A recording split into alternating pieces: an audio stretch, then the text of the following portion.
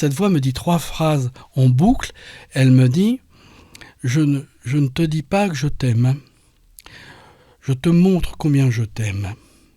Et je t'aime comme tu es. » Et quand elle dit « je te montre combien je t'aime », c'est une démonstration. J'expérimente l'amour vrai, l'amour vivant. Parce que c'est un amour vivant au sens propre du terme. En boucle, cette voix me dit « je te dis pas que je t'aime, je te montre combien je t'aime et je t'aime comme tu es. » Et je suis profondément touché, nourri d'amour, mais aussi profondément peiné parce que je me dis comment on peut m'aimer. J'ai pas tout fait bien dans ma vie. J'ai commis des erreurs. J'ai dû blesser des gens. Je suis pas tout blanc. Et cette chose qui me traverse me dit « je te montre combien je t'aime. » Et ça, c'est terrible. Parce que c'est une démonstration. J'expérimente l'amour vrai, l'amour vivant, l'amour qui nourrit. Je n'ai plus de besoins primaires, plus soif, plus faim. Ça me nourrit concrètement. Concrètement, ça me nourrit. Et ça me répète en boucle, je t'aime comme tu es. Comment on peut m'aimer comme je suis? Bonjour à tous, merci de nous retrouver pour cet entretien exclusif avec Jean-Luc Caliel, qui est un ancien chef de groupe du GIGN et qui a sorti un ouvrage du GIGN à la fois aux éditions Mama Édition. C'est passionnant. On va pouvoir lui poser plein de questions sur son parcours, mais aussi son cheminement vers la foi. C'est un domaine qui est quand même assez particulier pour quelqu'un qui a travaillé dans une unité d'élite comme celle-ci. Mais avant tout, je voulais vous inviter à nous soutenir si vous le pouvez. Nexus est un média indépendant et sans publicité, disponible en kiosque et sur nexus.fr. Bonjour Jean-Luc. Bonjour, merci de m'accueillir. Avec grand plaisir. Alors moi, quand j'ai vu déjà la couverture de ce livre, je me suis dit, bon, il faut absolument qu'on invite Jean-Luc parce que à Nexus, c'est un domaine, c'est un sujet qui nous intéresse depuis, je pourrais dire, plusieurs décennies, parce que maintenant on existe depuis plus de 25 ans, et qu'on n'a pas abordé depuis longtemps. Voilà, la spiritualité, la foi, et à travers un propos qui est différent, parce qu'il y a beaucoup de gens qui font aussi des expériences de mort imminente ou des expériences très personnelles.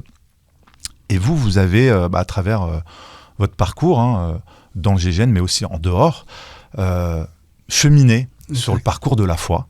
Exactement. Et je voulais prendre le temps avec vous aujourd'hui. Déjà, peu de gens connaissent le fonctionnement du GIGN. Alors, vous avez écrit plusieurs ouvrages, alors je vais inviter ceux qui voudraient approfondir, parce qu'on ne fera pas l'émission uniquement sur ce point-là, et votre ouvrage n'en parle pas vraiment du GIGN, parce que vous avez déjà écrit là-dessus, donc je vais citer les quelques ouvrages. Donc GIGN, Secret d'une unité d'élite.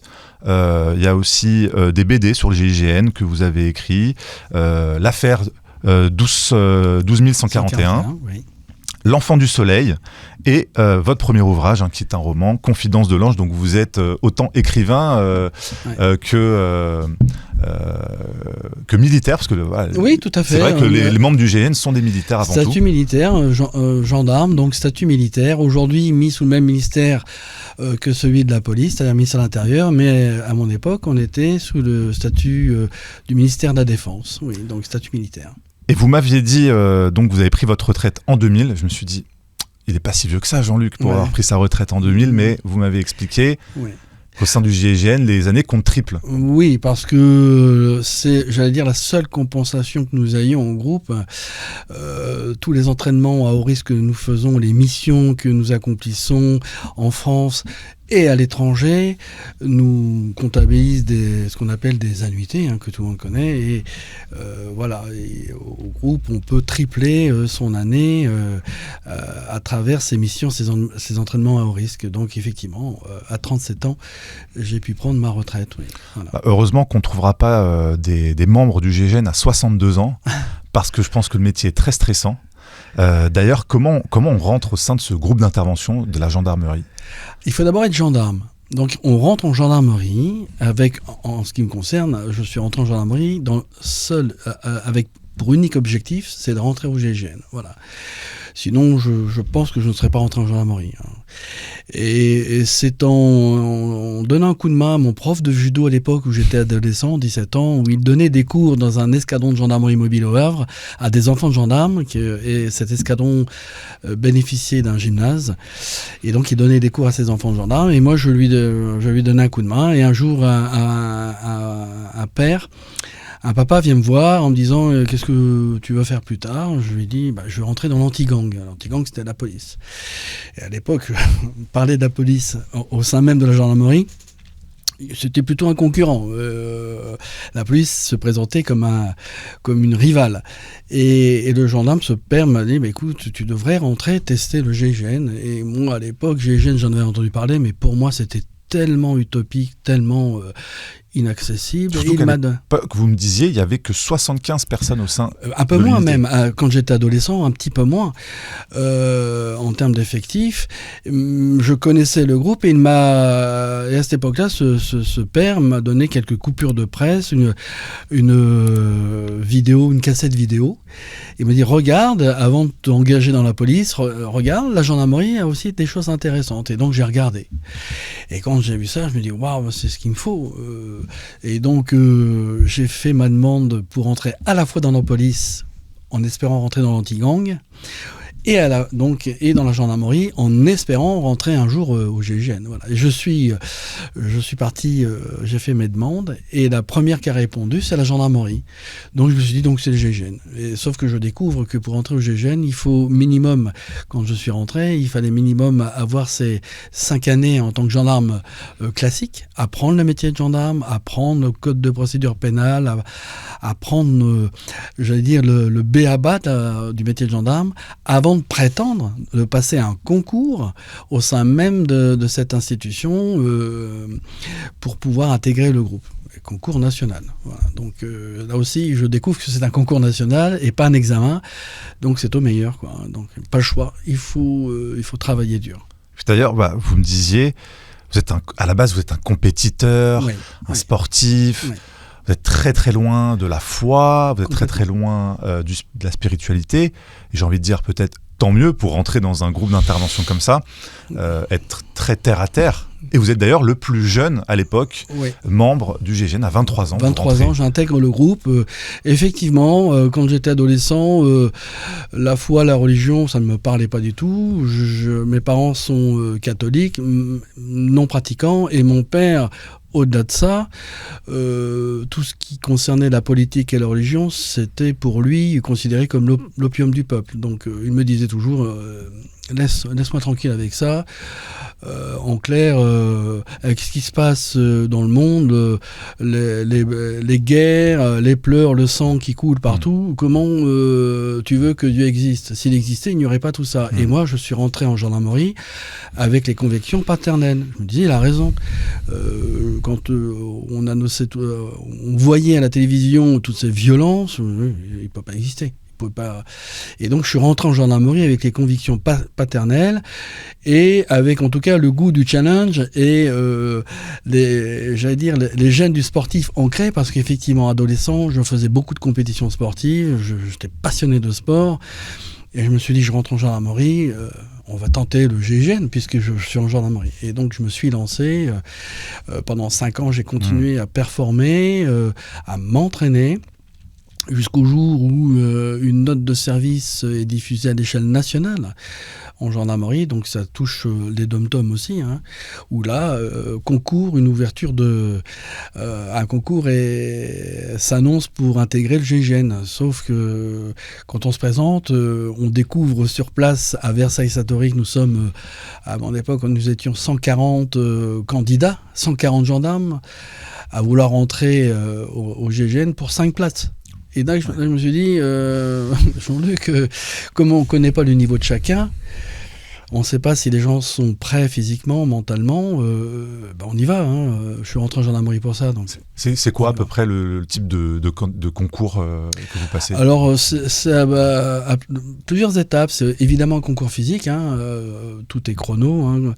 C'est aussi des tests psychologiques et des tests médicaux. On peut finir dans les premiers aux tests physiques, mais si médicalement ou si psychologiquement nous ne sommes pas équilibrés, on est mis de côté. On teste votre résistance psychologique, complètement. Votre stress. On a des tests concrets, des tests psycho à remplir. Il y a des psychologues, des tests médicaux, des tests à l'effort, en plus des tests physiques. On a une semaine de tests, mais c'est extrêmement dense. On dort très peu la nuit, ou parfois pas du tout. Donc on est soumis à rude épreuve entre nous. Et d'ailleurs, il y a des petits bobos. Et en fonction du bobo, soit on poursuit les tests, soit on sort des tests et on les passe une prochaine fois. Donc il y a des petits accidents. Moi-même, pendant les tests, je me suis perforé le tympan au test piscine et voilà. Et malgré tout, j'ai souhaité continuer contre l'avis médical. Mais voilà, donc... et puis bon, l'avenir m'a donné raison, j'ai bien fait, parce que j'ai été retenu. En 86, vous avez 23 ans, vous êtes intégré, vous rentrez exactement. au sein du GIGN. Je rentre avec une formation, bien évidemment. On ne rentre pas comme ça de gendarme à un gendarme opérationnel au groupe. Il y a toute une formation, des mois de formation. Il faut apprendre les nouveaux moyens techniques, les nouvelles procédures. Les missions sont complètement différentes. Au GIGN, on ne fait plus de missions classiques type gendarmerie. On est soit dans l'intervention, on est dans la filature, on peut être dans le renseignement, on est dans la protection rapprochée. Tout ça, ce sont des domaines parce que le groupe ne fait pas que de l'intervention. Donc c'est pas oui, effectivement, on imagine le GIGN, c'est que les grosses prises d'otages, le terrorisme, parce que vous m'avez dit que vous aviez participé en 94 à cette fameuse prise d'otage dans un avion Air France, c'était ça Air France, c'est le Alger-Paris en 94, Noël 94, un moment extrêmement fort pour nous tous. Et effectivement, cet avion 89-69, ça marque. Il devait relier Alger à Paris et s'est trouvé pris en otage sur l'aéroport d'Alger, sur le tarmac, où là, 172 passagers ont été retenus en otage. Approche 2 passerelles de l'avion. Ils sont 8 à l'avant pour forcer la porte résiste et la passerelle s'écarte de l'appareil. Les hommes s'engouffrent sans hésiter, des coups de feu retentissent. À l'arrière, la même opération. Sur ces images, on voit le copilote Jean-Paul Borderie sauter du cockpit et tomber lourdement plusieurs mètres plus bas. Pendant ce temps, à l'intérieur de l'avion, on essaye de mettre en place les toboggans de secours. Il y a eu quand même 3 passagers abattus froidement sur le tarmac, sur l'aéroport Ouari Boumedienne. Et donc ça met tout de suite une pression au sein de l'avion, une pression politique énorme entre l'Algérie et la France. Et là, on est appelé pour intervenir. C'est votre première grosse intervention à l'époque ? Alors, toutes les interventions au groupe sont à haut risque. Il n'y a aucune intervention, où on peut se dire, on va y aller les mains dans les poches. Quand on nous appelle, c'est que vraiment la situation est compliquée. Vous êtes les derniers maillons de la chaîne. Voilà, il faut... donc, quand on intervient, on fait appel à des gens surentraînés, suréquipés, avec une expérience confirmée. On compte beaucoup sur nous, donc on a une pression aussi en interne de la maison gendarmerie, mais une pression aussi des élus politiques qui sont là, de nos hommes politiques, de tout le monde. Parce que vous me disiez hors antenne, effectivement, qu'à l'époque, Pasqua avait mis une certaine pression. Oui, tout à fait. Lors de ce détournement d'avion, quand l'avion a décollé d'Alger et atterri à Marseille à 5h du matin, 5h10 du matin, le 25, le ministre à l'époque, Charles Pasqua, voulait que cette intervention soit terminée pour le journal de 13h. Donc pour nous déjà, on se disait... Alors là, c'est pas facile à vivre parce que ça soulève beaucoup de questions, beaucoup de questions individuellement, collectivement. Et c'est là qu'il faut avoir suffisamment les reins solides. Et à cette époque-là, notre commandant, le commandant Favier, devenu général, a su vraiment mener ça d'une main de maître, vraiment, pour pouvoir résister à cette pression justement, politique. Comment vous faites, vous, quand vous êtes mobilisé, vous apprenez que vous allez devoir intervenir sur cette mission? Comment est-ce que vous prenez cette information et comment vous vous préparez mentalement à agir, surtout avec cette pression politique qui est complètement lunaire, on peut le dire? Oui, c'est complètement... c'est une décision extrêmement risquée. Nous sommes préparés puisque les entraînements sur avion, c'est du quotidien. Ah oui. Quotidien. Donc le groupe s'entraîne à la fois sur les trains, les plateformes de forage, les centrales nucléaires, les avions, c'est du quotidien. Ça, c'est vos entraînements assez réguliers, oui, voilà. entre autres dans ce genre d'endroits, de lieux. Oui, tout à fait. Air France nous met à disposition des avions, soit à Roissy ou Orly, un avion qui est en stop 48 heures pour une révision quelconque, et on en profite pour s'entraîner sur l'appareil. Donc on connaît les appareils par cœur. On a toutes les configurations d'appareils. Donc on les connaît. Il y a plusieurs choses que l'on maîtrise au niveau de l'aérien. Alors, je ne veux pas rentrer dans les détails. Le but, c'est pas de donner la recette. Je vous fais goûter le gâteau, mais je vous donne pas la recette. Mais on est extrêmement préparé physiquement, mentalement, et on est fait pour ça. Donc quand on reçoit ce genre d'ordre, sur l'entraînement, c'est une chose, on se dit, on est là pour ça. Quand vous y allez à ce moment-là, vous avez même pas la trentaine, 30, 31 ans, oui, vous êtes assez jeune, très jeune. Mais vous vous sentez prêt? Oui, prêt, parce que je ne me sens pas seul non plus. Vous êtes combien intervenir là, intervenu, je crois que nous étions 37 ou 43.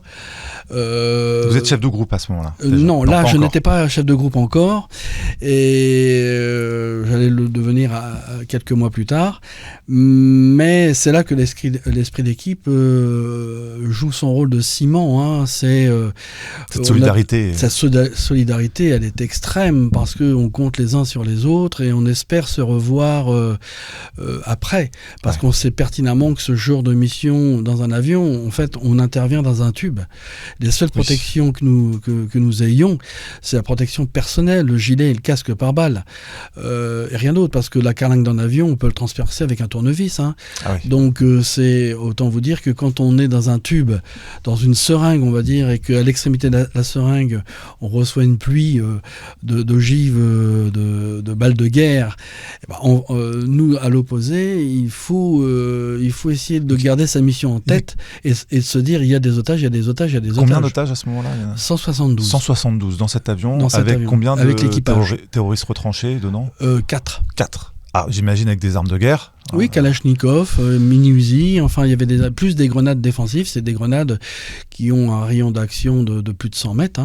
Donc quand elles sont découpillées, elles vous envoient des morceaux de limaille, et c'est terrible.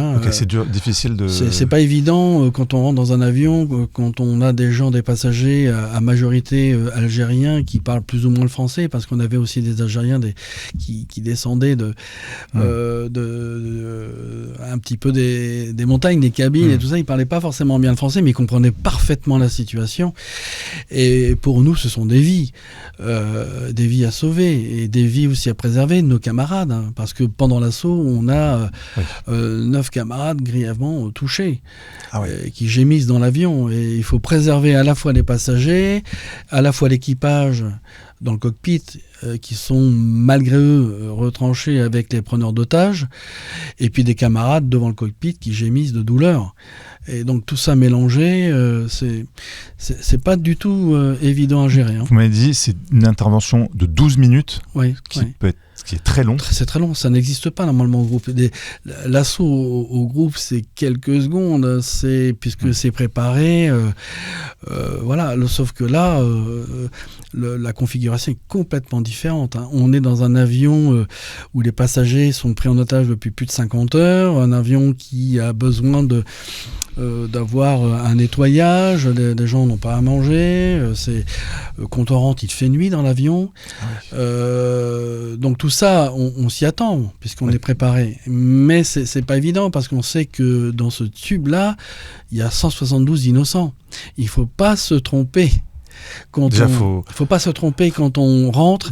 Vous savez où sont positionnés les preneurs d'otages quand vous rentrez ? Non, pour nous... Vous découvrez en rentrant. C'est-à-dire quand on arrive sur l'avion, on arrive dans l'axe arrière de l'avion, c'est-à-dire l'axe aveugle de l'avion. Et tout le monde se rappellera ces camions passerelles en file indienne arrivés dans l'axe arrière de l'avion. Et ces camions passerelles, à quelques mètres de l'avion, se déploient. Porte arrière gauche et arrière droite, et un camion à la porte avant droite. Et au moment où on approche l'avion, les terroristes appliquent des tirs depuis la porte avant droite et la porte arrière droite. Donc quand on arrive, on se dit, les terroristes sont derrière les portes avant droite et arrière droite. Sauf qu'au moment, à quelques mètres de l'avion, les portes se referment. On s'imagine qu'ils sont derrière la porte. Et quand on ouvre la porte de l'extérieur, personne. Et ce qu'on ne sait pas, c'est qu'au moment où on ouvre la porte, les terroristes remontaient dans le cockpit. Et du coup, quand on a découvert dans l'avion qu'ils étaient dans le cockpit, on les a contenus dans le cockpit pour préserver le plus possible d'otages. Voilà. Et pendant qu'on monte à l'assaut, on évacue les otages manu militari sur des toboggans que possède l'avion en cas d'urgence. Et donc là, il n'était pas question de suivre la lumière sur le sol et la petite loupiote de sortie. Là, on les prenait physiquement et on les, pardonnez-moi le terme, mais on les éjectait sur les toboggans. Et les passagers passaient entre nos jambes pendant qu'on appliquait des tirs au-dessus d'eux. C'était extrêmement violent. C'était violent. Vraiment violent, d'autant que là, dans les premières secondes, les camarades gémissent déjà à l'avant. Donc, on ne sait pas qui gémit, on sait qu'il y a des râles, on sait qu'on devine d'où viennent les tirs, et on les voit venir du cockpit, et on se dit que dans le cockpit, il y a quand même le pilote, copilote et un navigateur. Donc, 7 dans 3 mètres carrés. Là aussi, il ne faut pas se tromper. Il ne faut pas se tromper, parce que sur les 7, il y a 3 innocents. Une balle perdue, malheureusement. Donc, tout ça, c'est... Et aucun mort au niveau des otages ? Rien, aucun mort. Et dans votre équipe non plus ? Non, aucun mort. Des blessés graves. Je pense à Thierry, qui a vraiment essuyé le plus dur quand même. Donc ça, faut remettre les choses vraiment à l'heure. Mais je veux dire, c'est une intervention d'équipe, c'est pas une intervention d'individu. C'est-à-dire que même si les camarades ont été grièvement touchés, il y avait le reste d'équipes d'assaut à l'intérieur qui ont continué à appliquer des tirs pour neutraliser jusqu'au dernier terroriste. Voilà. Ça, c'est une mission spectaculaire et très connue. Oui. J'imagine qu'il y en a des moins connus. Bien sûr. Qui peut-être n'ont jamais été publics. Ouais, alors généralement on essaie toujours de travailler dans la plus grande discrétion, mais parfois la situation est telle que c'est très difficile. Quand on arrive sur les lieux, parfois déjà la presse est sur place, elle couvre l'événement, et c'est pas évident de rester discret. Donc là on ne maîtrise pas. Nous, l'essentiel, c'est de faire notre travail du mieux possible, parce qu'on a une obligation de résultat. On n'a pas une obligation de moyens, on a une obligation de résultat. Donc, on peut très très bien travailler pendant 10 ans tous les jours, et si on fait une erreur à la 11e année, on va nous la reprocher toute notre vie. Donc, c'est terrible. Quand vous êtes lancé comme ça en mission, vous êtes autonome, c'est-à-dire que vous avez la possibilité d'agir sans attendre une autorisation, des ordres de tir ou autre. Là, nous sommes autonomes bien dans la décision. Là, pour la prise d'otage sur avion, il y avait une emprise politique très importante. Et donc, il fallait négocier aussi avec nos propres hommes politiques. Et quand ils ont compris que les mieux placés pour savoir à quel moment agir, c'était les hommes de terrain, c'est-à-dire nous, et que nous étions mieux à même d'analyser et de se dire, oui, là, effectivement, il faut agir, ou là, il faut attendre, parce qu'on peut arriver peut-être à un dénouement, ou en tout cas une libération d'otages. On est vraiment en première ligne. Mais de manière générale, on a toujours cette possibilité d'agir, de décider en fonction de la situation, s'il y a une légitime défense, sauver une vie. Malheureusement, parfois, on est obligé de neutraliser un individu. Alors, pas forcément mortellement, mais le neutraliser pour sauver une vie. Et ça, on ne peut pas attendre l'ordre parce que tout se joue à la fraction de seconde. C'est pas possible de se dire « j'attends l'ordre » alors qu'il y a une vie en jeu. Justement, moi, quand j'ai reçu cet ouvrage, je me suis dit, je remonte encore à la caméra parce que on voit ce groupe, ces individus-là qui sortent d'un hélicoptère, donc on imagine le genre de mission que vous avez dû réaliser. Vous avez partagé quelques moments de cette mission qui a dû être extrêmement violente sur cet avion.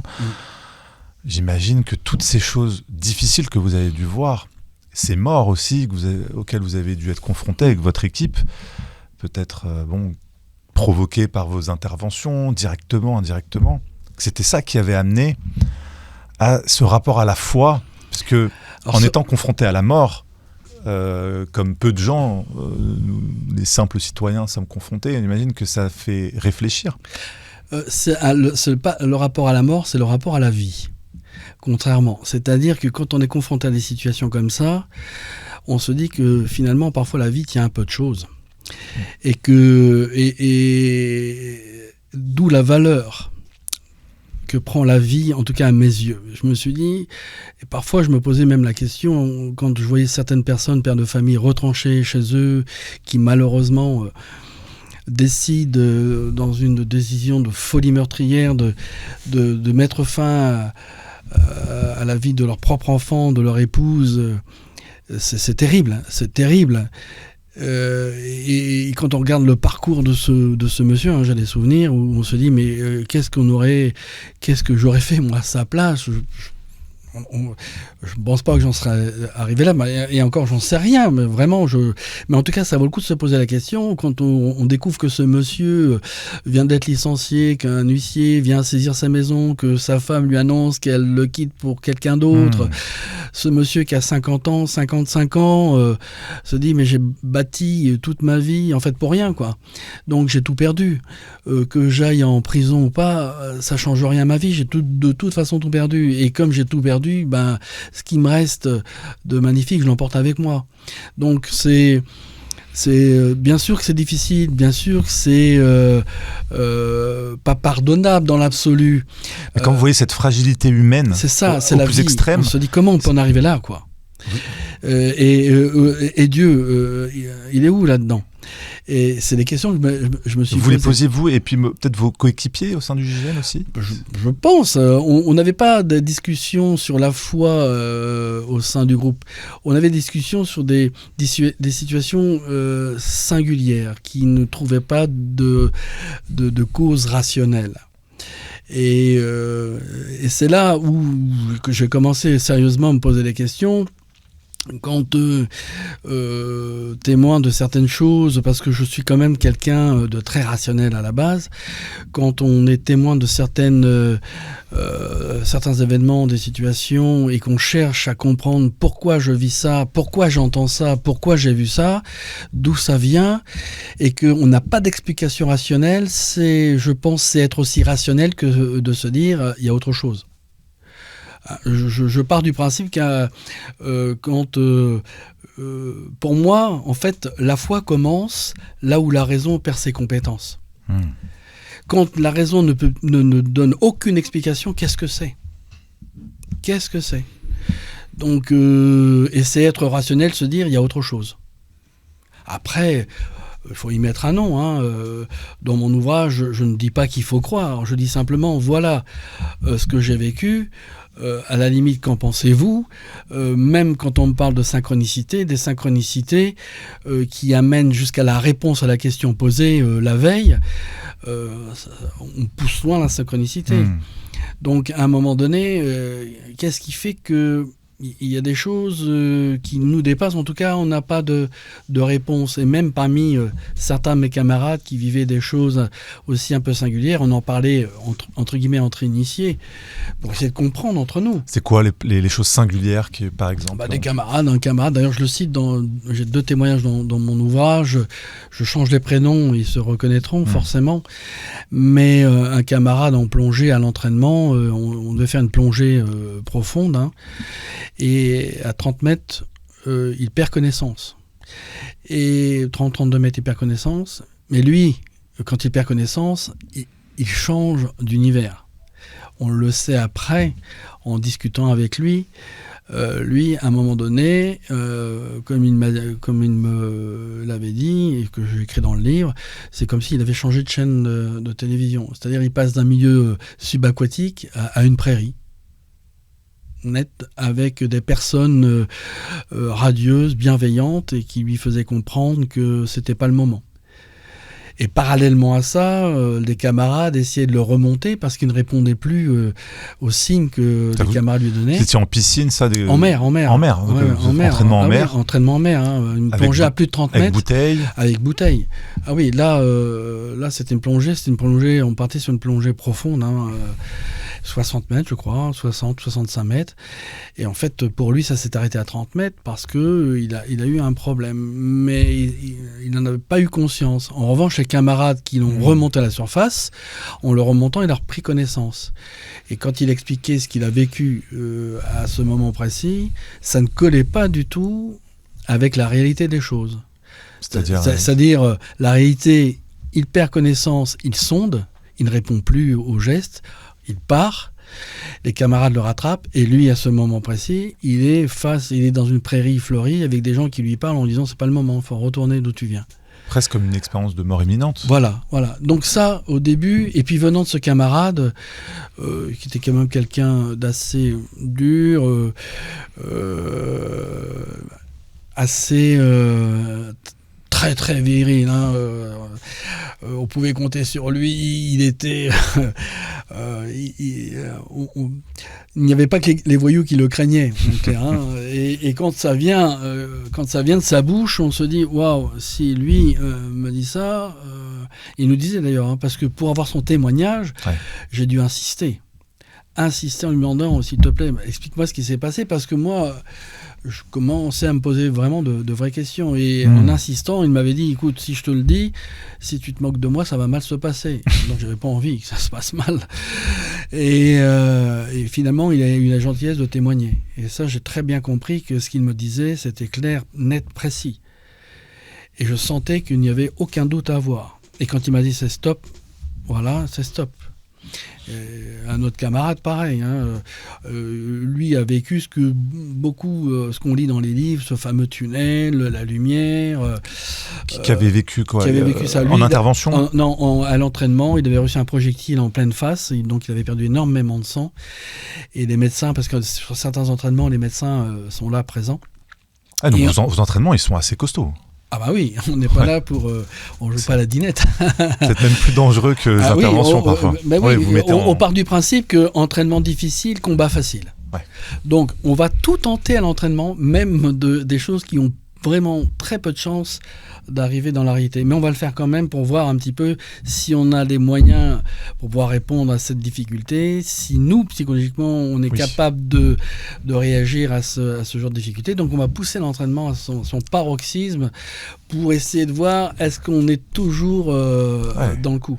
Et donc là, il reçoit ce projectile. Il reçoit c'est-à-dire c'est un ricochet, parce que les entraînements se font à balles réelles aussi. Donc il reçoit un ricochet en pleine face, et là il perd énormément de sang. Les médecins sur place n'arrivent pas à juguler l'hémorragie.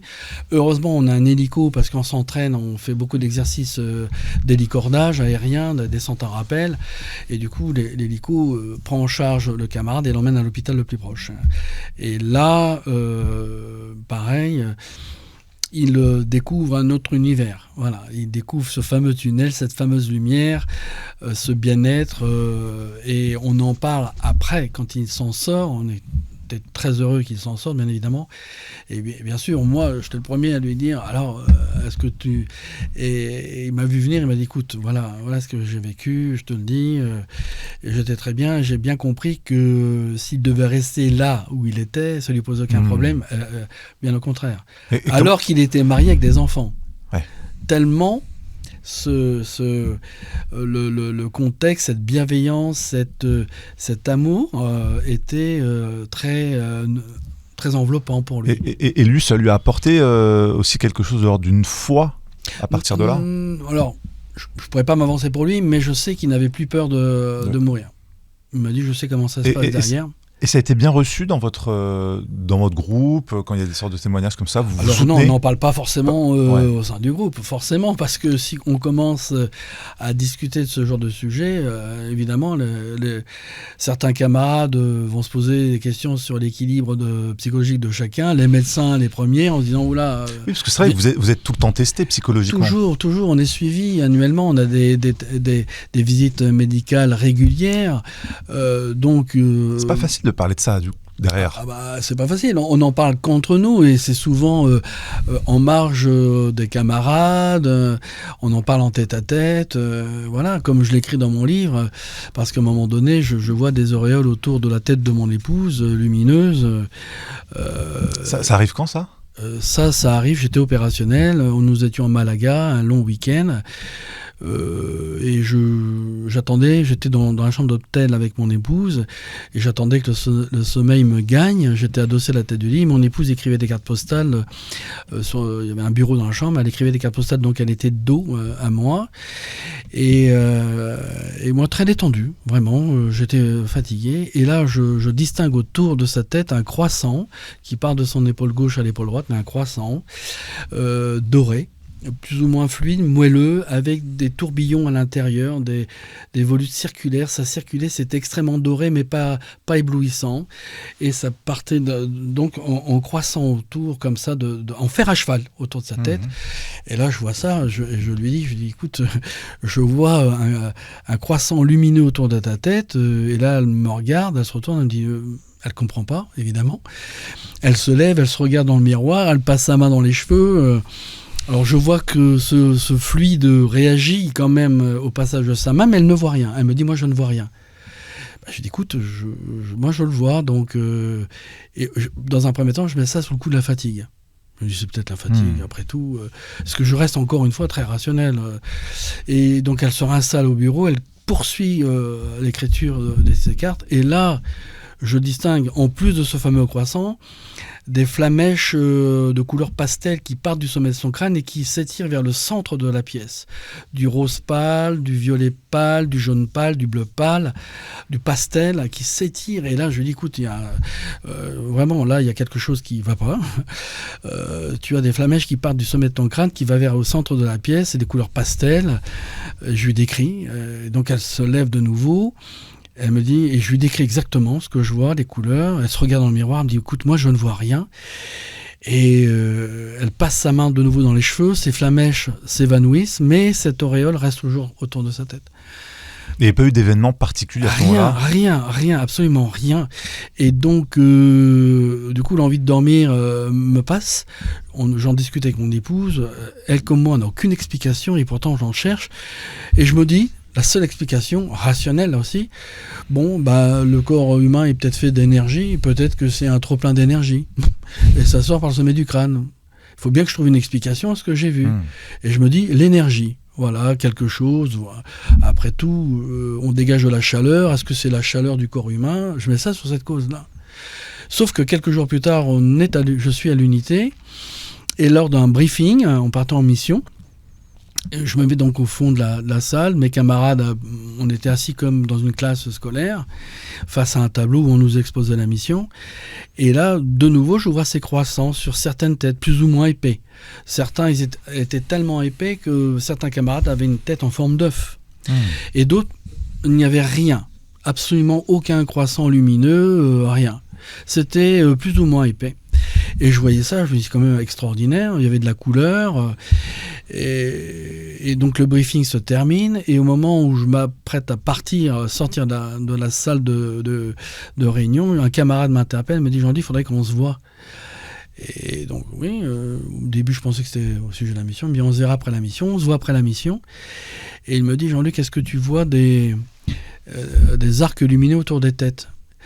Et donc, mon premier réflexe, c'est de lui dire, attends, pourquoi tu me dis ça ? Je ne savais pas, parce que lui, je ne savais pas qu'il était ouvert à ce genre de phénomène. Je lui dis, pourquoi tu me dis ça ? Il me dit, parce que je sais que tu vois ça. Parce que j'avais échangé sur le problème avec d'autres camarades un peu plus ouverts, qui, eux, ne trouvaient pas d'explication. Et donc, j'étais quand même assez réticent. Et il me dit, écoute, pour me mettre à l'aise, il me dit, écoute, je te pose la question parce que moi, je le vois aussi.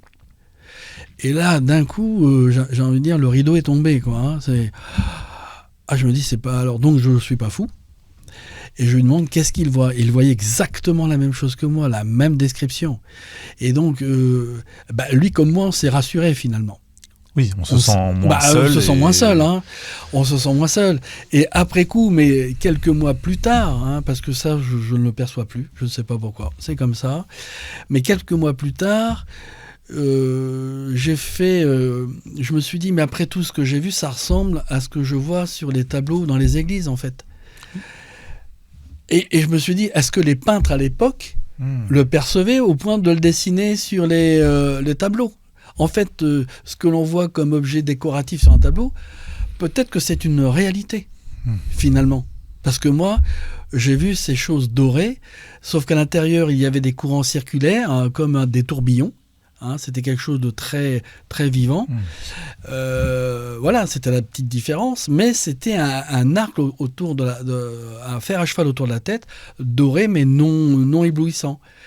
Et je me suis dit, tiens, peut-être qu'à l'époque, les peintres avaient appris ça et le représentaient sur leur tableau. Donc, je ne sais pas si c'est fondé ou pas, hein, mais en tout cas, c'est la question que je me pose encore aujourd'hui. Est-ce qu'il y a eu d'autres de vos collègues au sein du GIGN qui vous ont fait ce genre de témoignage ? Très très peu. Il y en a d'autres, hein, qui m'ont parlé de certaines choses. J'en fais pas état dans le livre parce que l'objet c'était pas de raconter des témoignages qu'on m'avait rapportés. Là, c'était 2 témoignages qui à l'époque m'avaient troublé parce que les camarades étaient extrêmement cartésiens. Comme moi. Et donc, je les voyais mal. Et pour quelle raison ils m'auraient raconté des blagues ? Il n'y avait aucun sens de me raconter ces blagues. C'est même risqué. Risqué. Et pourtant, quand ils m'ont témoigné de ce qu'ils avaient vécu, c'était... on voyait bien que c'était quelque chose de concret, de vécu. Et notamment pour celui qui était en plongée, je sentais qu'il ne fallait pas se moquer de lui. C'est d'ailleurs la condition sine qua non pour qu'il m'explique. Il m'avait dit, si tu te moques de moi, ça va mal se passer. Donc, connaissant le gaillard, je préférais pas me moquer. Mais voilà, donc il y a eu ces faits-là. Et puis j'ai eu également des faits, des petites choses qui ont commencé à arriver à dose homéopathique dans ma carrière. Comme quoi, par exemple ? La toute première, c'est... on est en exercice de plongée à Saint-Mandrier, l'école des nageurs de combat à Saint-Mandrier, le fleuron de la marine française. Hein. On est encadré par les commandos Hubert.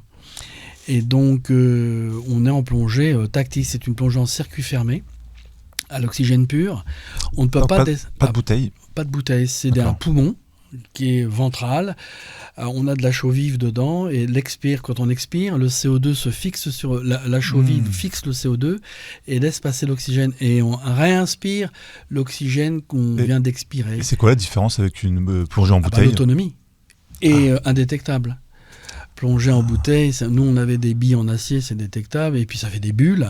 D'accord, ça fait pas de bulles. Voilà. Et puis on est limité en termes de plongée, alors qu'à la plongée type nageur de combat, on peut rester jusqu'à 3 heures sous l'eau, indétectable. D'accord. Donc c'est de la plongée tactique. Et au groupe, on a des nageurs formés par des nageurs de combat. Le but, c'est de pouvoir monter sur un navire prêt en entage, aborder une côte maritime, en toute discrétion, un yacht, peu importe. Vous êtes polyvalent dans cette unité. On est des couteaux suisses. Donc, c'est ça. Et donc, lors d'un exercice de plongée, c'était le matin, en fait. Donc, en Méditerranée, l'école de plongée des nageurs de combat, c'est extrêmement gardé, surveillé, puisqu'on y forme les nageurs de combat. On ne peut pas approcher, et l'entrée de cette école, il y a un navire, une épave, un destroyer de mémoire, qui bouche un petit peu, qui fait écran à cette école. C'est une épave de plusieurs décennies, il n'y a rien à bord, c'est rouillé, il n'y a plus rien, et elle sert de lieu d'exercice. Voilà, on apprend à se ventouser sous la coque, à se déséquiper sous la coque, à franchir la coque et à manœuvrer à l'intérieur du navire, à investiguer dans le navire comme s'il y avait une prise d'otage. C'est un navire qui sert donc de lieu d'entraînement. Et donc ce matin-là, on part en groupe constitué, on est une douzaine de camarades du groupe, du GIGN, on est tous attachés par des sangles de vie, par les poignets, parce que l'oxygène pur en dessous de 7 mètres de profondeur est toxique, voire mortel.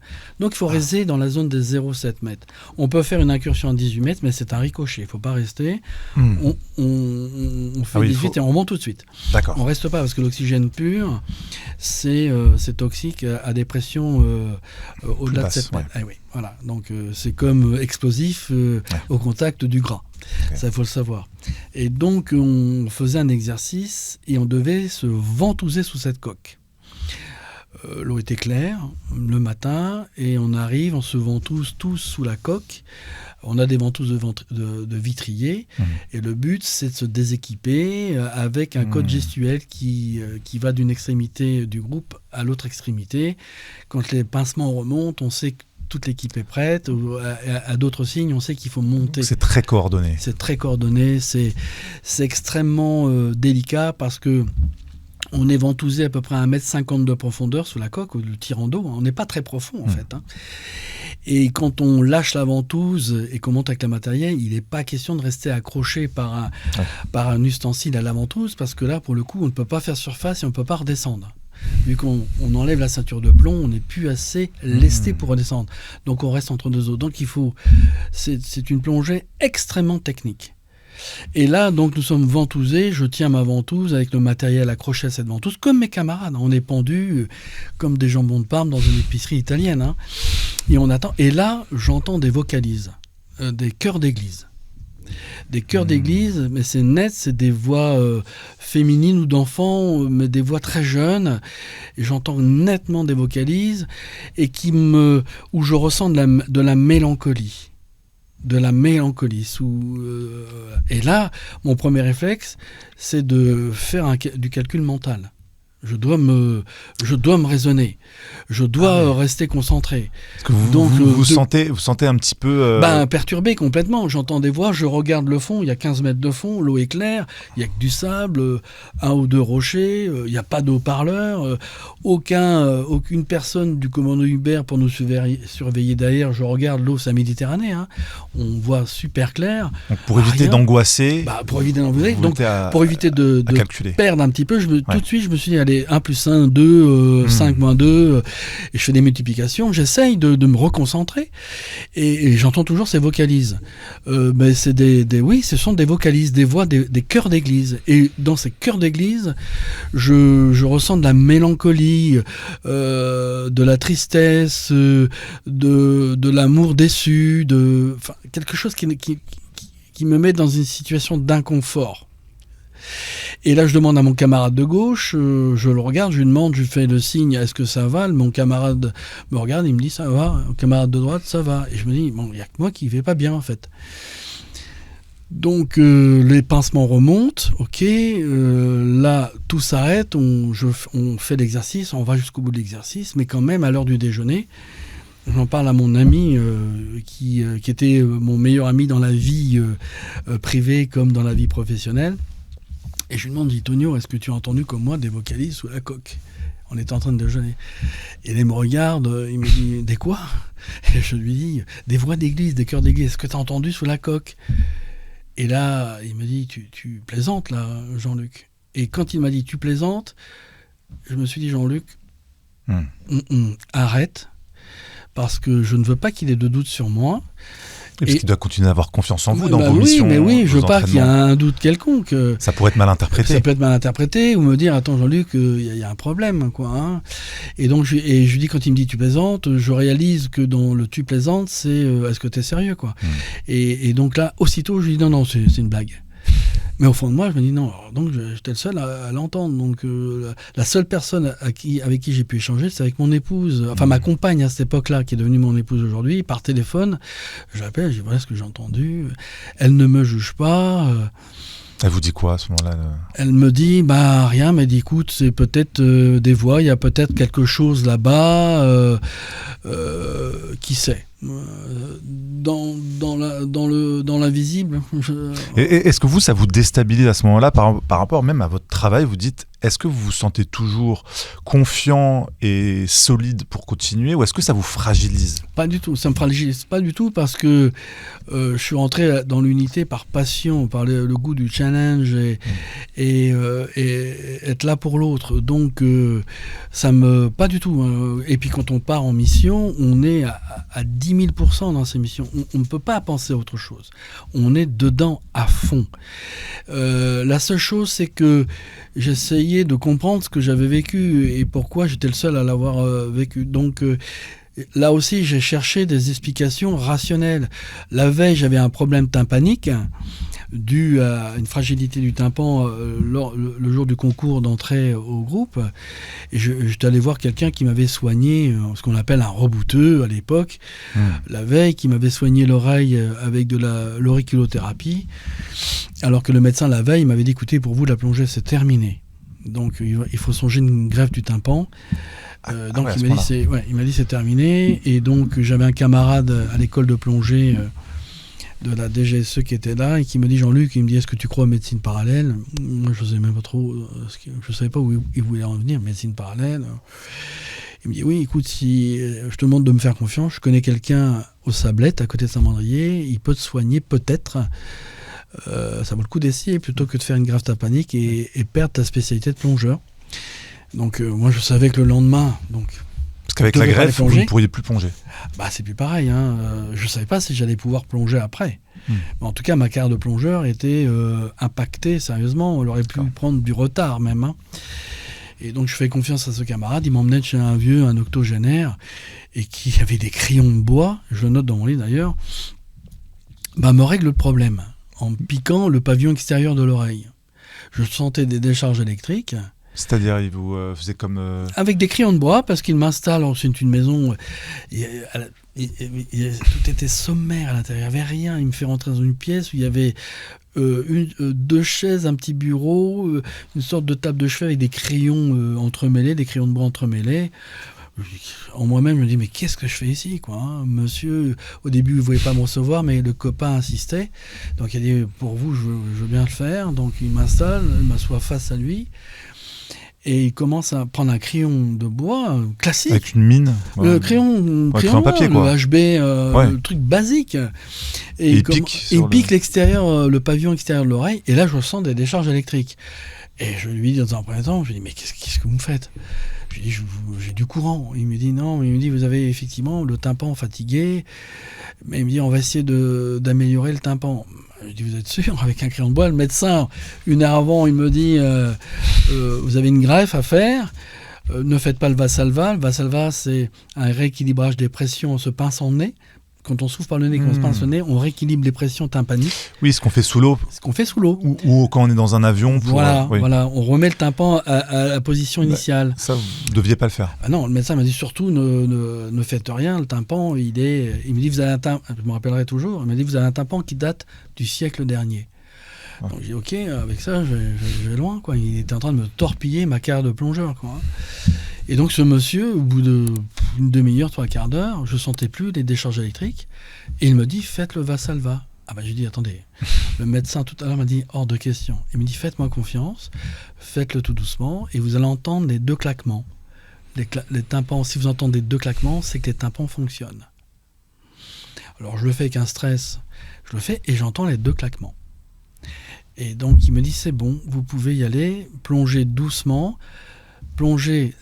descendez sous l'eau, pied devant, pas la tête la première, pied devant, et ça devrait bien se passer. Et c'est ce lendemain où je suis sous la coque, où le médecin, d'abord je vais voir le médecin avant de plonger. Le médecin le matin, je lui ai dit écoutez, vous pouvez vérifier, il me semble que ça va mieux. J'allais pas lui dire que j'étais allé voir la veille quelqu'un qui m'a soigné avec un crayon de bois. Parce que là, du bloc opératoire, je passais en psychiatrie. C'était mort pour moi. Et il me dit écoutez, non, le rendez-vous est pris, on y va cet après-midi. Je lui ai dit écoutez, avant d'y aller, je vous assure, je me sens mieux. Je lui fais comprendre que ça va beaucoup mieux. Il me dit écoutez, je veux bien pour vous rassurer. Et donc il prend son petit appareil, il le met dans l'oreille, et les mots étaient extraordinaires. Il me dit qu'est-ce que vous avez fait? Je lui dis rien. Je lui dis simplement que je me sens mieux. Il regarde l'autre oreille, il me dit c'est incroyable. Il me dit qu'est-ce qui s'est passé? Je dis je sais pas. Je n'ai pas dit que je suis allé voir ce monsieur. Ouais. Et il me dit écoutez, je ne sais pas quoi vous dire. Il me dit allez-y, plongez. Mais faites doucement, je reste sur le bateau, faites doucement. Et c'est là que j'ai entendu ces vocalises. D'accord. Donc, au début, je me suis dit, comme je n'ai pas d'explication rationnelle, la seule, c'est ce monsieur avec son crayon de bois, il a dû me toucher quelque chose, je ne sais pas. Mais en tout cas, j'ai entendu des vocalises. Donc voilà. Et vous avez plus jamais entendu ces vocalises? Non, plus jamais. Plus jamais de problème aussi au niveau du tympan? Non, je fais toujours attention. Mais j'ai plus de problème, c'était terminé. Et je dois dire que grâce à ce monsieur, j'ai pu poursuivre une carrière de plongeur au sein de l'unité. Je n'ai plus entendu de vocalises, mais en tout cas, les vocalises, je les ai entendues. Et aujourd'hui, je n'ai pas d'autre explication rationnelle à me dire, soit c'est ce monsieur en me piquant l'oreille, je ne sais pas ce qu'il a touché, mais j'ai entendu ses voix d'église. Et si c'est pas lui, je ne sais pas ce que c'est. Et aujourd'hui, je peux pas vous donner d'explication, encore aujourd'hui. Je ne sais pas ce que c'est. Parce qu'à l'époque, vous vivez ça, vous faites pas encore de lien avec votre foi. Pas du tout. Comme vous disiez tout à l'heure, c'était à dose homéopathique, vous avez vécu ces expériences-là.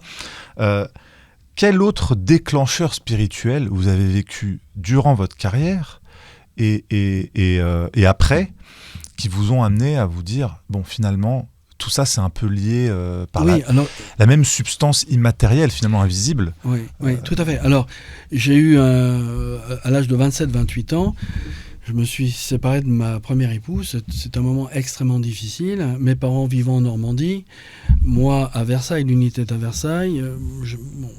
C'était pas forcément simple. Et un camarade me dit écoute, si tu es tout seul, tu n'as qu'à prier. Sauf que moi, prier, on ne m'avait jamais appris à prier. Jamais. Vous n'avez pas fait de catéchisme? Le catéchisme, je l'avais arrêté en cours de route parce que je posais des questions embarrassantes, fort de l'analyse de mon père. À chaque fois, je disais à la dame qui nous faisait le catéchisme, attendez, vous dites que Dieu est là, Dieu est ici, Dieu est là, mais pourquoi on tue et pourquoi le sang coule ici? Et donc, au bout d'un moment, je devenais très agaçant. Donc, elle ne voulait plus me voir. C'est vrai qu'avec votre travail, avec toutes les horreurs que vous deviez voir, rien n'était difficile de croire en Dieu. Oui, c'est très compliqué. Déjà, entendre des vocalises, je me dis, qu'est-ce que c'est que ce truc? D'où ça vient? Et donc, quand le camarade me dit tu n'as qu'à prier, pourquoi? J'en sais rien, mais pourquoi pas? Et comment on prie? Moi, je sais pas ça. Donc, je me dis, je vais faire comme j'ai vu, je vais me mettre à genoux, je me suis mis à genoux au pied de mon lit, et je parle normalement. Je m'adresse à qui veut bien m'entendre à l'époque. Voilà, je fais part de mes peines, de mes souffrances. Et je dois dire que, concrètement, ça m'a apporté un certain bien-être. Voilà, c'était pas négatif, c'était pas non plus le truc exceptionnel, mais j'étais bien. Voilà, j'arrivais à passer tant bien que mal l'orage, vous voyez. Et j'ai commencé à réaliser que ça dépassait, c'était beaucoup plus fort, beaucoup plus profond lors de mes premières épreuves à vivre, quand j'étais au groupe des épreuves à vivre. Et à un moment donné, on m'implique dans une procédure judiciaire et j'ai un rendez-vous avec un juge d'instruction. Et là, le juge d'instruction, je sais que ce juge-là, un juge d'instruction, a le pouvoir, entre guillemets, de vie et de mort sur vous. S'il y a quoi que ce soit, Pourquoi ? il peut vous dire, allez, toi tu vas dormir en détention, ou je te laisse libre. Et pourquoi vous étiez... Parce que c'était une affaire qui était, dont je n'avais pas entendu parler, mais des personnes avaient cité mon nom dans un dossier d'espionnage où j'avais rien à voir. D'accord, vous étiez voilà, et donc quelque chose, le juge fait son travail et je suis convoqué pour connaître. Et moi, là, je me dis, qu'est-ce qui m'arrive ? Je ne suis pas soutenu par ma hiérarchie. La grande maison fait sa propre enquête sur moi. Je me fais auditionner par... grosse affaire. Oui, je me fais auditionner par l'inspection générale de la gendarmerie. C'est un peu... on voit ça au sein de la police, ils appellent ça le nom m'échappe. Mais enfin, c'est une inspection qui est là, qui fait sa propre enquête en interne. Comme l'IGPN, voilà. Voilà, c'est exactement. Et là, c'est l'inspection générale, donc je réponds aux questions. Et malgré tout, le magistrat veut me voir. Et donc là, si le magistrat veut me voir, je me dis, tiens, là, qu'est-ce qui se passe, quoi ? Est-ce qu'il a des choses que je ne connais pas ? Je ne sais pas. En tout cas, où je vais ? Peut-être que ma carrière va être mise à mal et peut-être que je vais me retrouver dehors avec rien, dans le meilleur des cas, et dans le pire, je ne sais pas où. Et donc, je suis, la veille au soir, je suis très très mal. Très très mal, pas soutenu. Et je suis au volant de ma voiture, mon épouse est à ma droite, et je suis tellement mal que je hurle au volant de ma voiture, je dis « Seigneur, si tu es là, montre-moi que tu es là ». Je ne voyais pas d'autre solution. Si personne n'était à côté de moi, si tu es là, puisque je prie en fait, puisque parfois j'ai des signes, mais montre-moi là plus que jamais, montre-moi que tu es là. Et le soir arrive... J'ai pas faim, vraiment, je suis torturé, j'imagine le pire, je dis même à mon épouse, s'il m'arrive quoi que ce soit, les papiers sont là, l'administratif est là, voilà, que tu puisses réagir. J'ai du mal à m'endormir, et finalement, je plonge dans un sommeil. Et dans mon sommeil, je suis, dans mon rêve, je suis sur un porte-avions, battu par une pluie glaciale. Je suis sur le pont d'envol, le porte-avions remonte un fleuve boueux, bordé de forêts tropicales. Je suis sur le pont d'envol à la proue et je suis flagellé par une pluie glaciale. Je claque des dents, mes vêtements sont détrempés, et j'ai tellement froid que le froid me brûle et je décide dans mon rêve de descendre dans la cabine, me mettre au chaud. Je descends dans la cabine, j'ouvre la porte de ma cabine, mon épouse est assise sur ce qu'on appelle une bannette dans la marine, c'est un petit lit de 70. Elle est assise, elle me voit, je donne une flaque d'eau à mes pieds, je claque des dents. Et je lui dis, en claquant des dents, j'ai tellement froid que les cuisses me brûlent. Et elle me dit, Jean-Luc, enlève ton pantalon, tu vas attraper mal. Et donc, je m'enlève les vêtements, je baisse mon pantalon. Et quand je baisse mon pantalon, la tête du Christ sur mes deux cuisses. Incandescente sur mes cuisses rouges, la tête du Christ avec sa couronne d'épines, comme si on marque un animal. Vous voyez ? Oui, c'est l'impression que ça m'a donné sur les deux cuisses. Et là, je me réveille, c'est tellement fort, je me réveille, il est 5h20 du matin. Je me réveille et je réveille mon épouse, forcément. Je n'arrive plus à dormir parce que dans quelques heures, je vois le magistrat. Je viens de faire ce rêve. Ce rêve est tellement imprégné en moi, il est comme un souvenir, parce que j'ai mes cuisses, même réveillées, qui me piquent. J'ai des cuisses rouges au réveil. Elles me piquent, les cuisses. Réveillé, je ne vois pas la tête du Christ. Je l'ai vu dans mon rêve. Et je me dis, mais est-ce que je l'ai rêvé ou est-ce que ça s'est passé ? Et donc, je vais dans la cuisine me faire couler un café, et mon épouse me rejoint, et je lui explique mon rêve. Et mon épouse me dit, écoute, t'as demandé un signe hier soir au volant, tu l'as eu. Je lui dis, écoute, parce que j'ai toujours des doutes, malgré tout. Je lui dis, oui, enfin, je l'ai eu. Mais elle me dit, pour moi, ça va bien se passer ton rendez-vous avec le juge. J'ai dit, écoute, je le souhaite, je sais pas, mais elle me dit, écoute, c'est ça. Elle me dit, c'est la tête du Christ présentée sur tes cuisses, c'est quand même, les cuisses, c'est ce qui te porte. T'es d'accord avec moi ? Je lui dis, oui. Elle me dit, sur un porte-avions, on est bien dans l'armée. Oui. Ministère de la Défense, tu as bien un statut militaire. Elle me dit, pour moi, ça se passera bien. Et je lui dis, j'espère que le Seigneur t'entend. Et elle me dit, parce que j'ai toujours un doute. Et donc, j'arrive chez le magistrat quelques heures plus tard. Il me reçoit, on échange, et quand même avec l'estomac noué. Et on finit l'échange avec le magistrat. Et le magistrat, à la fin, il me dit, vous voulez un verre d'eau ? Je lui dis oui, enfin, je ne sais pas quoi lui répondre. Pour moi, je me dis, tiens, il joue le chaud et le froid, le côté sympathique. Et je lui dis, je veux bien un verre d'eau. Et il ajoute, écoutez, ma voiture est en bas, est-ce que vous voulez que je vous ramène chez vous ? Et là, je me dis, c'est incroyable, ça. En moi-même, je me dis, c'est incroyable. Le magistrat qui me reçoit presque comme si j'avais été un vrai voyou, et à la fin, il veut me ramener chez moi. Et je lui dis non, ça va aller, j'avais été quand même pas mal secoué, vraiment. Et je lui dis non, mon épouse m'attend, elle va me ramener. Et en descendant du palais, je me suis mis tout de suite à remercier le Seigneur et à m'excuser d'avoir douté de lui. Alors que j'avais eu un signe fort dans la nuit. Et d'ailleurs, en rentrant, j'ai demandé à mon épouse de m'arrêter à la chapelle de Satory, une petite chapelle, où je me suis agenouillé pour remercier et de m'excuser d'avoir douté, même malgré les signes. C'était un signe fort. Et je peux vous dire que quand je suis passé devant le juge d'instruction, je ne savais pas où j'allais et où j'allais terminer. Ça a été pour moi un choc. Un double choc en fait. Le choc que le magistrat réagisse comme ça, presque comme un copain à la fin, et le choc de la tête du Christ qui depuis je l'ai toujours en moi. D'ailleurs je le décris beaucoup mieux dans mon livre, mais c'est énorme. On vous sent encore très ému, très impactant encore aujourd'hui. Oui, parce que ce qui me trouble, c'est d'avoir douté. J'aurais pas dû douter. Le signe était tellement évident et fort que j'avais aucune raison de douter. Mais comme je suis d'une nature quand même assez rationnelle, qu'on veuille ou non, je veux bien.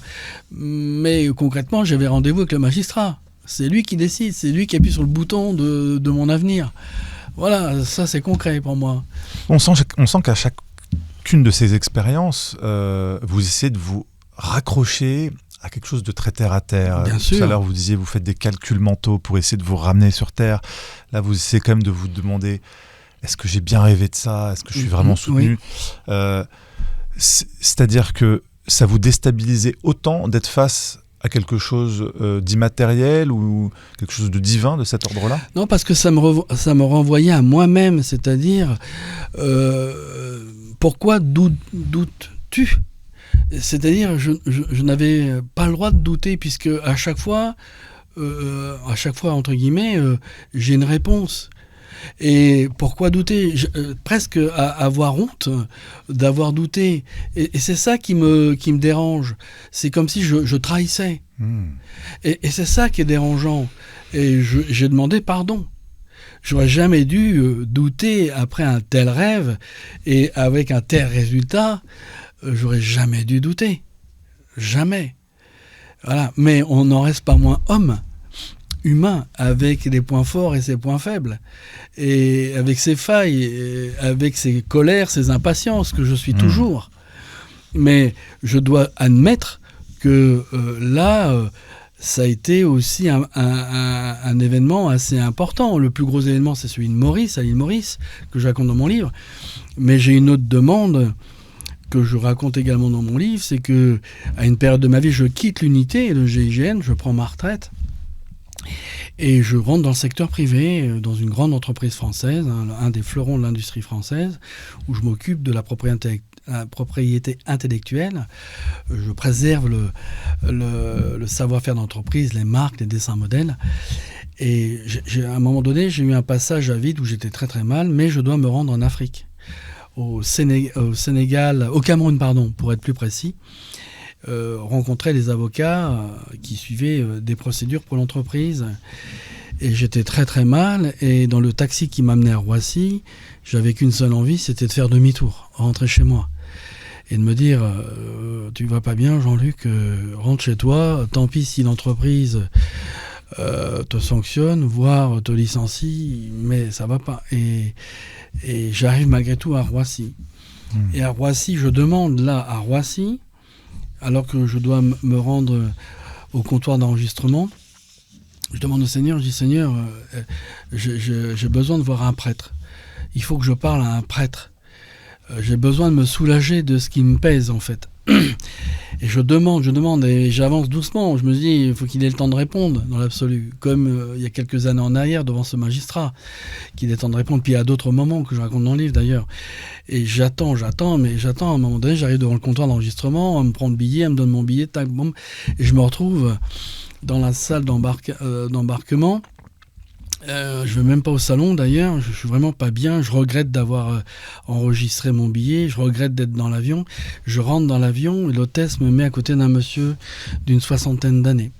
Je suis en business, donc il y a des fauteuils de disponibles, il y a quelques personnes en business, et moi je me retrouve à côté de ce monsieur et je me dis, j'aurais préféré, puisqu'il y a des fauteuils de libre, être un fauteuil tranquille en fait.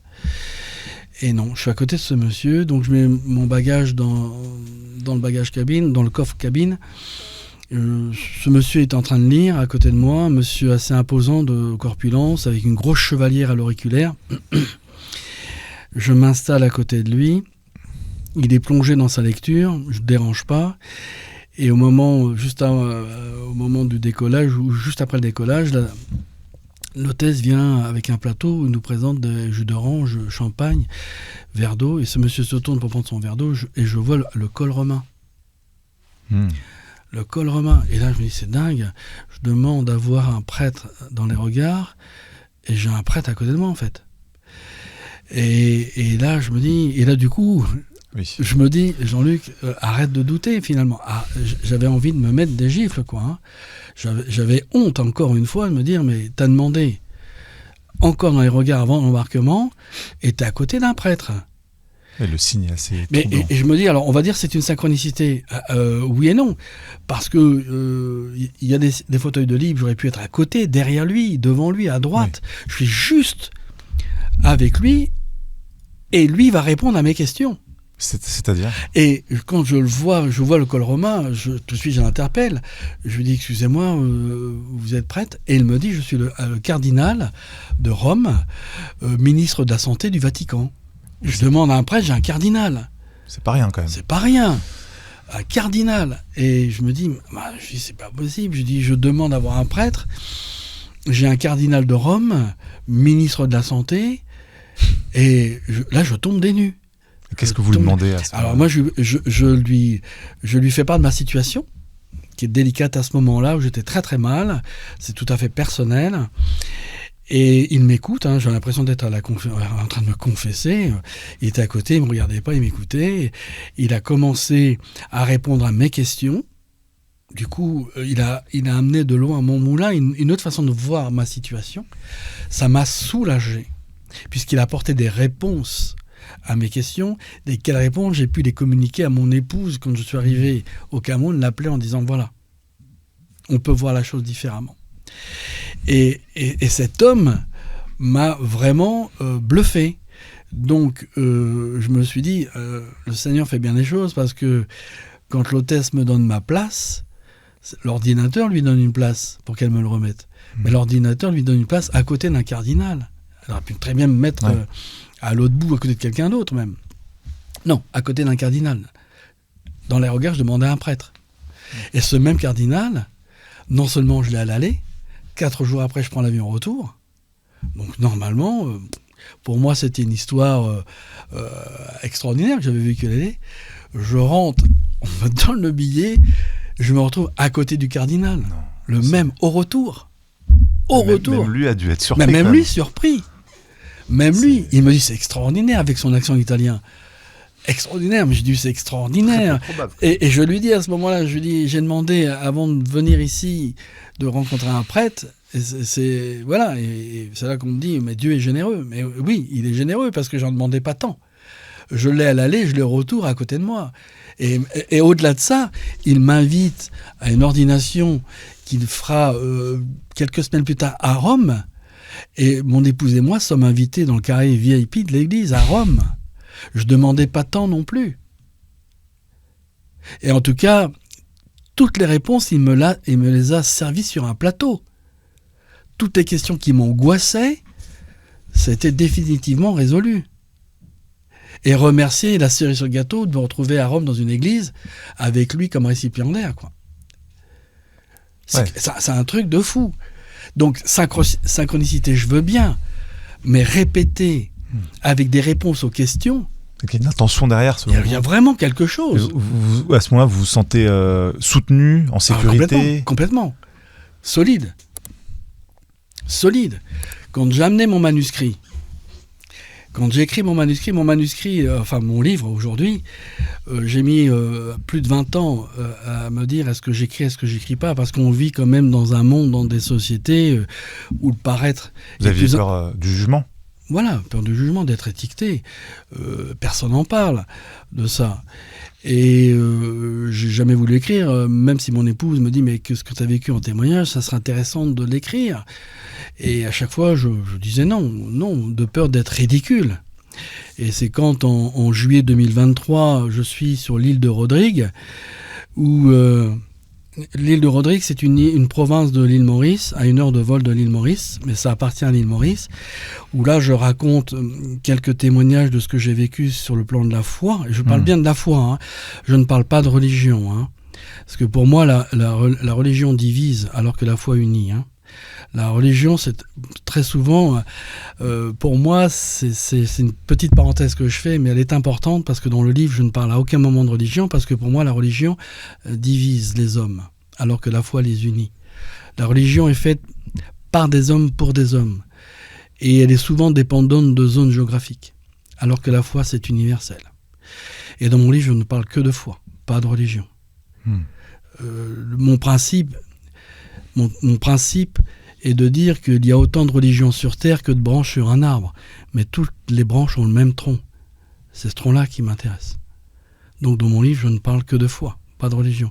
Et donc je suis à Rodrigue, je narre certains témoignages, dont ce que j'appelle moi la divine connexion, hein, celle que j'ai vécue à l'île Maurice et qui est le dernier chapitre de mon livre, qui m'a bouleversé complètement. Oui, peut-être on donnera plus de détails après sur cet événement. Voilà, et donc à Rodrigue, ces personnes, plus mon épouse, m'ont dit « Jean-Luc, écris tout ça, c'est très important. Qu'est-ce que tu vas en faire si tu ne le partages pas ?» Et je me suis dit « C'est vrai ». Et l'un des deux personnes m'ont dit « Jean-Luc, si tu touches un seul cœur, c'est énorme. Et ce que tu as vécu, ce n'est pas pour toi. Et c'est vrai, ce n'est pas pour moi non plus. » Vous pensez que c'était pour transmettre ? En tout cas, c'est trop important pour le garder pour moi. Il faut le partager. Et donc, en juillet 2023, je prends la décision, d'accord, j'écris. Et juillet 2023, je rentre de Rodrigue et je me mets derrière mon ordinateur et j'écris. Je commence à écrire ce livre, du GIGN à la fois, et je l'écris en 9 mois. Je le termine au mois de janvier 2024. Et en janvier 2024, je le termine et je me dis, si Seigneur, tu m'as permis d'écrire ce livre avec autant de fluidité, autant de facilité, tu vas m'aider à trouver une maison d'édition. Et je cherche une maison d'édition et je me dis, tant qu'à faire, je vise la lune, hein, et je prends Hachette, les éditions Mama chez Hachette. Et après tout, on verra, hein, si le Seigneur est avec moi, ça devrait pouvoir s'ouvrir. Et j'envoie le premier lundi du mois de février 2024 mon manuscrit aux éditions Mama chez Hachette. Et habituellement, il faut entre 4 et 6 mois au comité de lecture pour qu'ils rendent une réponse, quand ils rendent la réponse, et quand ils la rendent, elle est bien souvent négative. Donc je me dis dans ma tête, j'envoie le manuscrit, et puis on verra dans 4-5 mois. Et le vendredi de la même semaine de l'envoi, je reçois une notification sur mon portable de Mama Édition, de l'éditeur, quand êtes-vous disponible ? 5 jours plus tard. Waouh, je me dis, extraordinaire. Et 8 jours plus tard, je suis dans les bureaux d'Hachette. Et juste pour vous dire, c'est que la veille de me retrouver à Paris dans les bureaux d'Hachette, dans ma prière, je demande, Seigneur, est-ce que je fais bien d'aller au bout de cet exercice ? Parce que là, pour le coup, je vais m'exposer. Je risque d'être étiqueté, jugé. Et je pose la question, comme je fais souvent. Et aucune réponse. Je suis dans la salle d'embarquement à Nice, parce que j'habite dans le sud de la France, le lendemain matin pour me rendre à Paris. J'attends l'embarquement et arrive face à moi une personne que je reconnais, mais que j'ai du mal à situer parce que hors contexte. Et à quelques mètres devant moi, je reconnais le prêtre de la paroisse de ma paroisse, qui est en tenue civile, qui lui monte à Paris pour l'enterrement de son papa. Et on prend le même avion. Et il me dit qu'est-ce que vous faites là? Et je lui explique les raisons de ma montée à Paris, le livre et le sujet de mon livre. Et là, il me regarde devant tous les passagers, il me regarde, il me dit Amen. Donc je me dis, c'est plutôt sympa quand je pose une question la veille et que le lendemain matin, à les regards, c'est un prêtre qui me dit Amen. Alors que je lui pose aucune question à lui. Mais vous avez eu votre réponse. Et j'ai ma réponse. Et à partir de ce moment-là, je me dis Jean-Luc, vas-y, monte, va jusqu'au bout. Et effectivement, le livre a été tout de suite accepté, validé, et j'en suis là aujourd'hui. C'est quand même assez dingue de voir quand les choses se mettent en place aussi facilement, quand c'est fluide et sans effort. C'est plutôt extraordinaire. Il y a quelque chose qui se passe. Je ne sais pas quoi, mais il y a quelque chose qui porte. C'est vrai qu'un tel témoignage venant d'une personne qui était dans une unité aussi prestigieuse et on va dire élitiste et très terre à terre, très rationnel, ça porte ce message d'une façon un peu atypique, c'est-à-dire la foi, la spiritualité associée à un témoignage, un parcours d'une personne qui comme vous, qui est au sein du GIGN. Je pense que c'est assez rare. D'ailleurs, je ne sais pas s'il y a déjà eu. Ça ne se fait pas. Je pense que c'est la première fois. C'est la toute première fois. J'ai beaucoup de camarades qui m'ont appelé en me disant c'est bien, Jean-Luc, ce que tu as fait, c'est courageux. Je ne sais pas si je le ferai moi, parce que certaines personnes, pas de l'unité spécifiquement, mais d'autres camarades d'autres institutions, police-gendarmerie, même européennes, je pense à des copains italiens, qui m'ont dit Jean-Luc, c'est courageux ce que tu fais. Je ne sais pas si je serais capable de le faire, soit parce que je suis en activité ou même après. En tout cas, je l'ai fait. Je sais que certains, ça a déplu que je sorte ce livre, parce qu'on m'a dit on ne parle pas de ça. On m'a appelé au téléphone. On ne parle pas de ça. C'est des anciens collègues ou des anciens collègues qui m'ont dit on ne parle pas de ça. Pourquoi tu parles de ça? C'est de l'intime. Et je me dis je parle que de foi. Je ne parle rien d'autre que de foi, de ce que j'ai vécu, du message que j'ai eu dans cette divine connexion. Je ne fais rien de mal. Ce à quoi j'ai répondu, vous préférez voir ma tête dans des journaux sur des affaires lugubres? Là, j'ose témoigner de choses qui, pour moi, sont bien réelles. Donc, si ça dérange, tant pis. Mais je me dis aussi que si ça dérange, c'est que je suis sur la bonne voie. Sinon, on ne prête pas attention.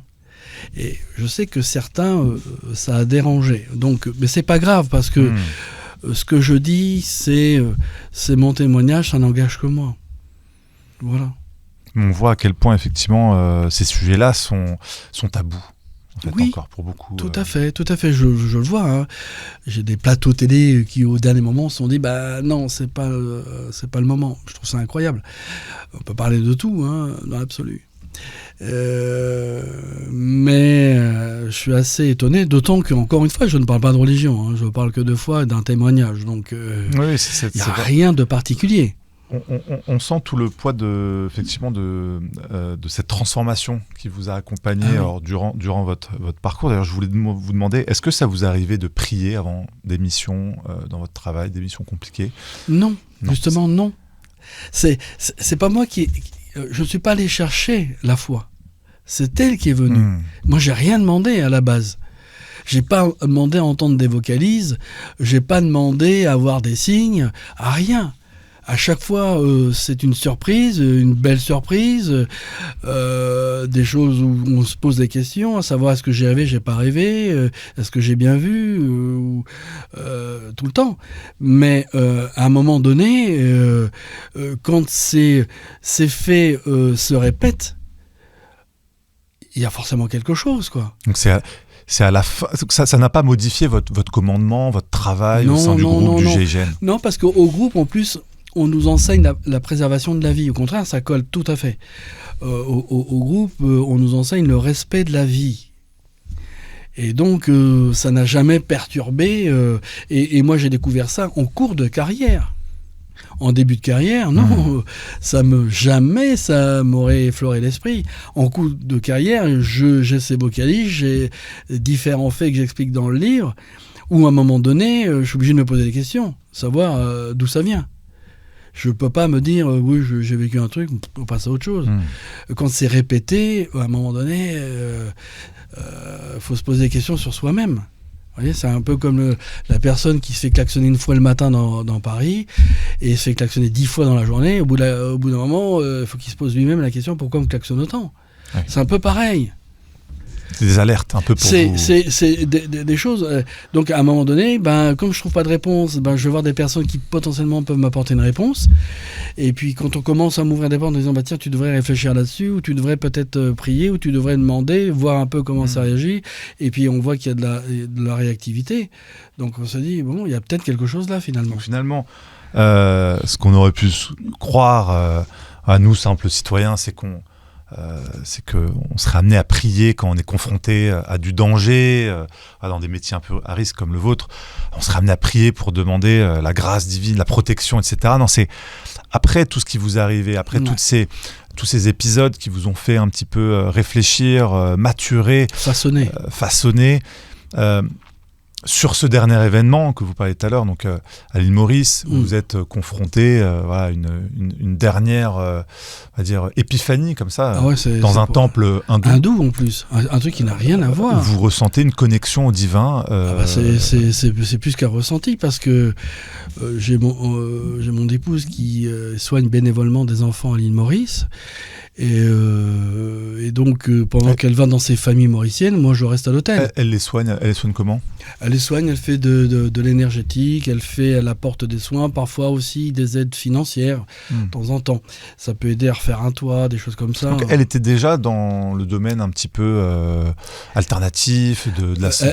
Elle a basculé dans les soins. Elle était chef de cabinet Air France à l'époque, et puis elle a profité des chefs de cabinet pour suivre des cursus, des formations à la fois en Asie et partager avec ici maintenant partager son savoir-faire aujourd'hui avec lesquels elle a des résultats. Donc vous deux au même moment en fait vous changez un peu de voie, de parcours, et vous rentrez dans un monde spirituel. Sauf qu'elle l'était depuis son plus jeune âge.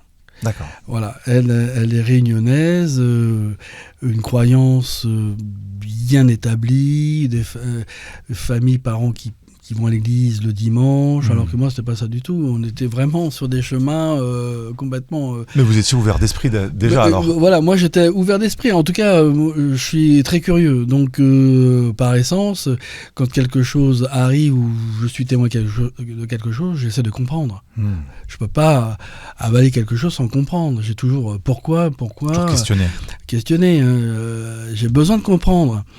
Et c'est pas parce qu'on me dit c'est comme ça que je vais forcément adhérer. Moi, il faut qu'on m'explique. Et donc, vous vous retrouvez à l'île Maurice. Je me retrouve à l'île Maurice. Mon épouse, quand on va à l'île Maurice, elle va dans une famille où elle aide, elle fait ce qu'elle peut, elle passe sa journée avec. Et moi, comme je n'ai pas d'utilité précise auprès de mon épouse, je l'attends à l'hôtel. Le touriste lambda, short de bain, sur le sable, je lis mon bouquin avec mon petit café, tout va très bien. Et là, elle vient me chercher, plein milieu de la journée, alors que je l'attendais dans l'après-midi.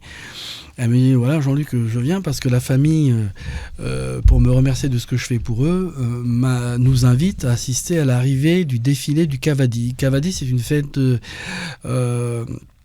hindou, c'est un défilé où les gens, c'est un corso fleuri, où ils transportent leur dieu, mais aussi où les hindous se blessent volontairement. Ils ont un système de pénitents en fait.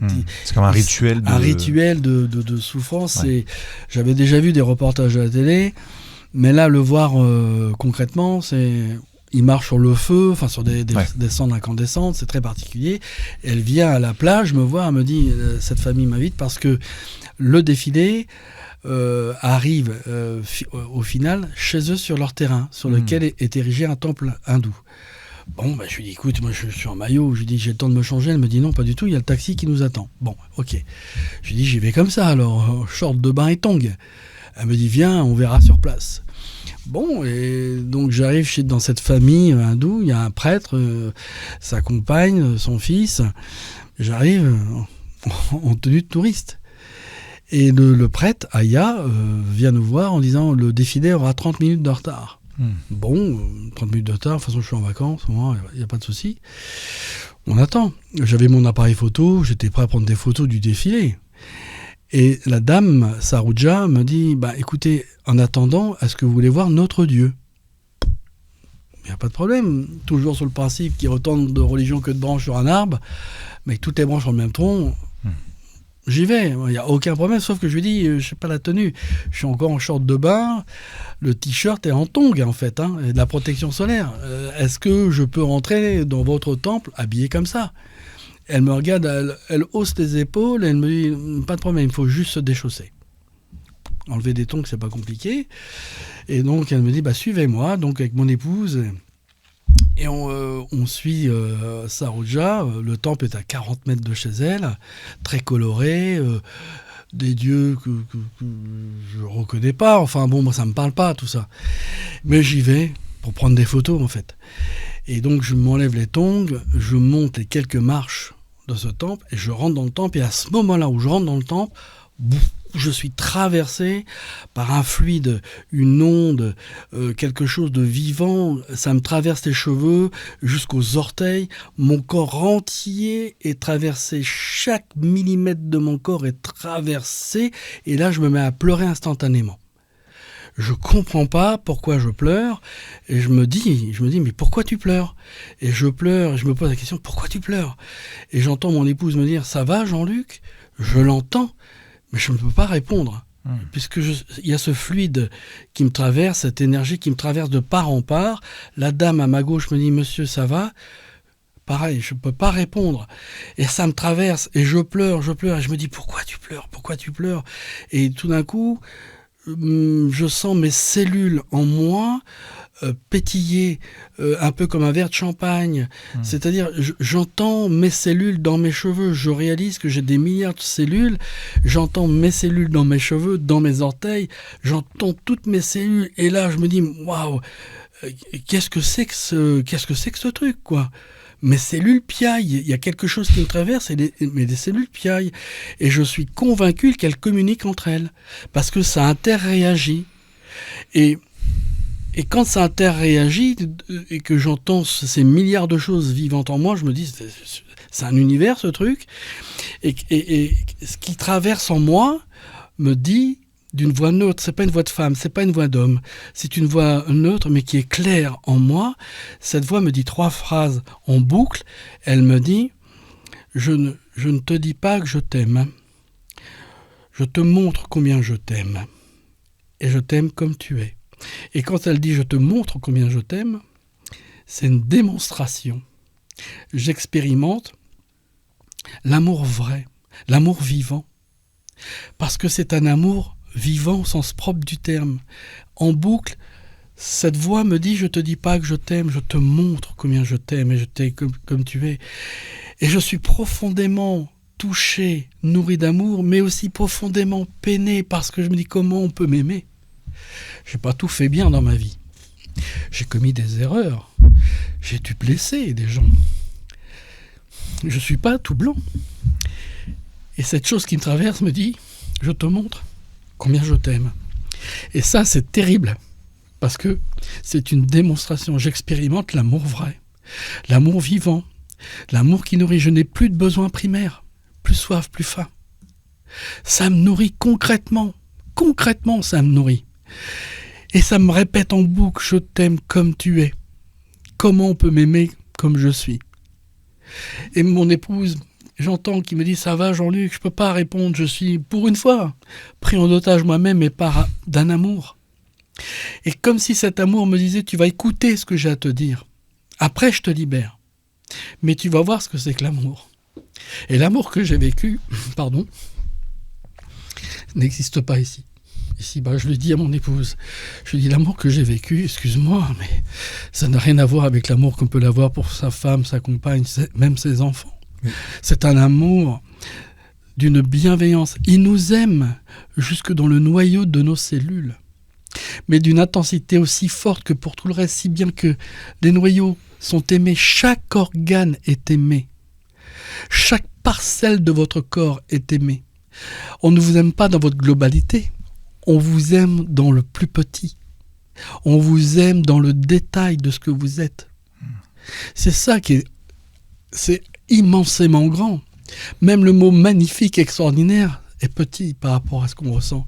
Je me suis senti comme faire partie d'un tout. C'est comme si, et je le dis souvent, mais c'est la seule image que j'ai, c'est comme si j'étais une goutte d'eau d'amour au fond de moi qui rejoint un océan d'amour. Un océan d'amour, et je me noie dans cet océan. Je fais partie de ce tout. C'est là que j'ai compris que Dieu, en fait, n'a pas de religion. Dieu n'a pas de religion. J'en suis convaincu aujourd'hui, grâce à ça. Dieu n'a pas de religion. L'homme a créé les religions. L'homme a créé les religions. Dieu n'a pas de religion. Il nous aime comme nous sommes. Dans la plus petite parcelle de votre corps, il vous aime. Jusqu'au noyau de vos cellules, il vous aime intensément. Qui que vous soyez.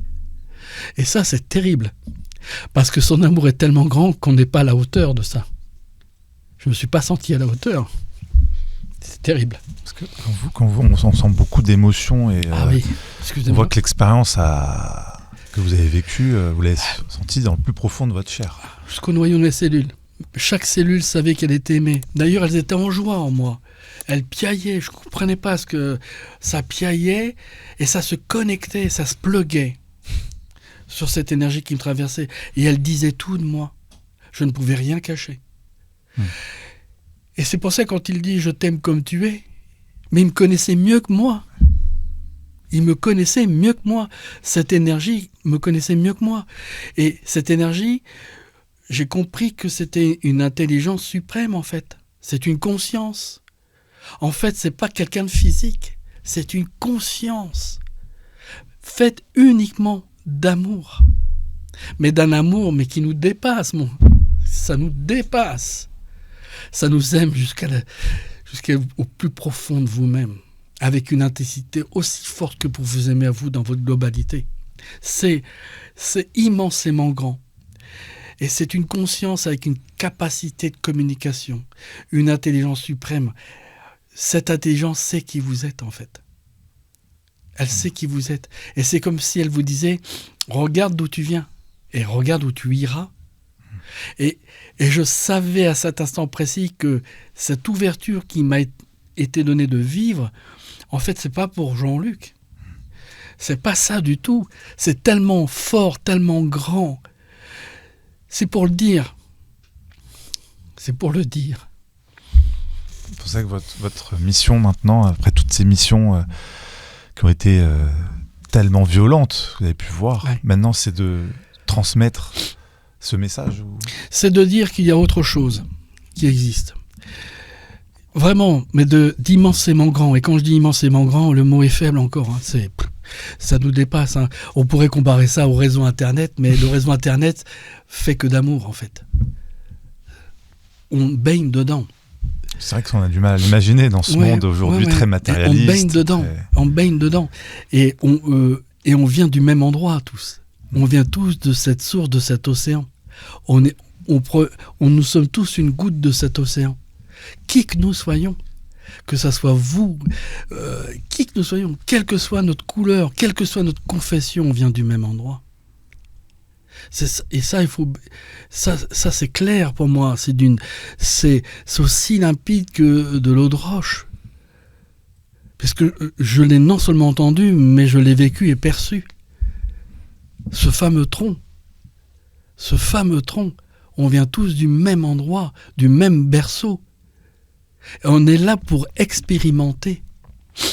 Aujourd'hui, pour moi, la planète, c'est une grande école, peuplée d'enfants turbulents, et comme je dis souvent, même très, très, très, très turbulents. Mais on est là pour apprendre, expérimenter, et pas recommencer. On est là pour évoluer et grandir. Vraiment, c'est ça. Et vous pensez... Pardon, je vous laisse finir. Non, en fait, ce qu'on nous demande, ce que cette conscience suprême nous demande uniquement, c'est d'aimer. Expérimenter, l'amour. C'est tout ce qu'on nous demande. Si vous vivez des épreuves, des déceptions, des trahisons, des chocs, des violences, tirez-en les enseignements. Ne reproduisez pas. Ce que vous dites d'ailleurs dans votre ouvrage, c'est que je vais retrouver il faut que je retrouve la citation quand vous parlez de ces cadeaux mal emballés. Voilà, Oui. Nos mauvaises expériences sont comme des cadeaux mal emballés. Ce sont des cadeaux mal emballés en fait.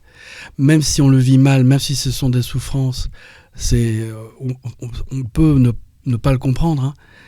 Mais avec le recul, s'il faut un jour, 10 jours, 10 ans, 50 ans pour le comprendre, mais quand on regarde et qu'on est honnête avec soi-même, ce sont des cadeaux mal emballés. Ce sont des cadeaux où on doit en tirer, qu'on doit expérimenter et en tirer des enseignements. C'est ça qui est important. Donc, et la dernière phrase de mon livre, je trouve que c'est la phrase la plus importante de mon livre en fait. C'est la question à laquelle il faudra qu'on réponde tous, déjà pour soi-même, face à soi-même. Que fais-tu pour ton autre ? Que fais-tu pour ton autre ? C'est le plus important. Le reste, que vous soyez riche, pauvre, chef d'entreprise, que vous ayez la plus belle des voitures, on s'en fiche de ça. Complètement. Ce qui nous intéresse, c'est ce qui est à l'intérieur de vous. Qu'est-ce que vous avez fait de ce qu'on vous a confié ? C'est tout ce qui reste. C'est tout ce qu'on emmène. Le reste... Est-ce que vous pensez que cette époque qu'on vit aujourd'hui, tous, qui est un peu mouvementée quand même, oui, tout à fait. Politiquement, géopolitiquement, voilà, c'est une époque qui fait peur à beaucoup de gens. Hein. Bien sûr. Est-ce que vous pensez qu'elle est toujours propice à l'amour ? Et est-ce que, justement, pour rebondir sur votre phrase, est-ce que cette époque, c'est comme un cadeau mal emballé pour nous tous, collectivement ? Alors, je pense que, je souhaite en tout cas que ça soit une époque pour réveiller les consciences. Et à partir de là, c'est un cadeau mal emballé. Parce que il faut prendre conscience en réalité de ce que nous sommes. Ce sur quoi nous devons avancer ou aller en tout cas. Donc cette époque de peur, de terreur qui est distillée au quotidien, ça doit être pour moi l'ouverture des consciences. Que chacun allume son cerveau un petit peu, se pose des questions, ne se laisse pas embarquer dans des peurs inconsidérées. Ce que je vois, ce que j'examine, ce que je perçois depuis quelques années, ces dernières années, c'est qu'on nous distille la peur, uniquement la peur et le timing. Non, on en parlait tout à l'heure, au début de l'émission. Oui. C'est quoi cette gestion des peuples par la peur et le timing ? Mais oui, mais on le sait depuis le XVIIIe siècle. On sait que la peur, on manœuvre mieux quand on a des gens qui ont peur. On le sait. Donc, et aussi en plus on rajoute un timing, c'est-à-dire attention, on va être pris par le temps, attention, le moment est grave, attention, c'est lundi. La pression est telle, c'est qu'on nous enlève avec ce timing même le discernement. Oui, c'est vrai. On nous distille, on nous fait vivre à la peur et on nous met des timings. Le timing nous empêche de réfléchir, nous laisse pas le temps de réfléchir. On peut pas, il y a le chrono qui tourne. Oui. Donc ça nous enlève une part de notre discernement. Et la peur qui est là rajoute à la gravité. Rajoute. Mais je crois qu'il est urgent d'attendre. Ça, oui. Il est urgent d'attendre. Posons-nous la question. Pourquoi ? Qu'est-ce que je vois ? La situation concrètement, elle est laquelle exactement ? Mettons les choses à plat. Regardons concrètement, essayons de se faire une opinion déjà soi-même. Parce que nous sommes tous des gens a priori sensés. On est en droit de se poser des questions. Et on est en droit de douter aussi. C'est aussi entre guillemets, une forme d'intelligence que de se poser des questions et de remettre en doute même ses convictions profondes. Tout le temps, moi, je me remets en doute. Même quand je vis des choses comme ça, je cherche toujours une cause rationnelle. Mais néanmoins, ça ne doit pas m'enlever ce côté, justement, rationnel. Je dois avancer avec des éléments concrets. Vous pensez qu'on ne se pose plus assez de questions? Oui, je pense, oui, mais en tout cas, on fait en sorte qu'on ne se pose pas assez de questions. Oui, par le timing, on n'a plus le temps. Le temps, tout est pressé, il y a une urgence, c'est grave, attention, on va nous parler que du négatif, mais on ne sortira jamais des choses positives en parallèle, jamais, alors qu'il y a des choses positives qui se mettent en place. C'est vrai que ça laisse plus de place à l'amour, à cette énergie-là. Non, il n'y a plus de place pour ça. Et à ce lien à l'autre, ce que vous parliez dans. Il n'y a plus de place parce qu'aujourd'hui, je m'aperçois que les gens ne rêvent même plus.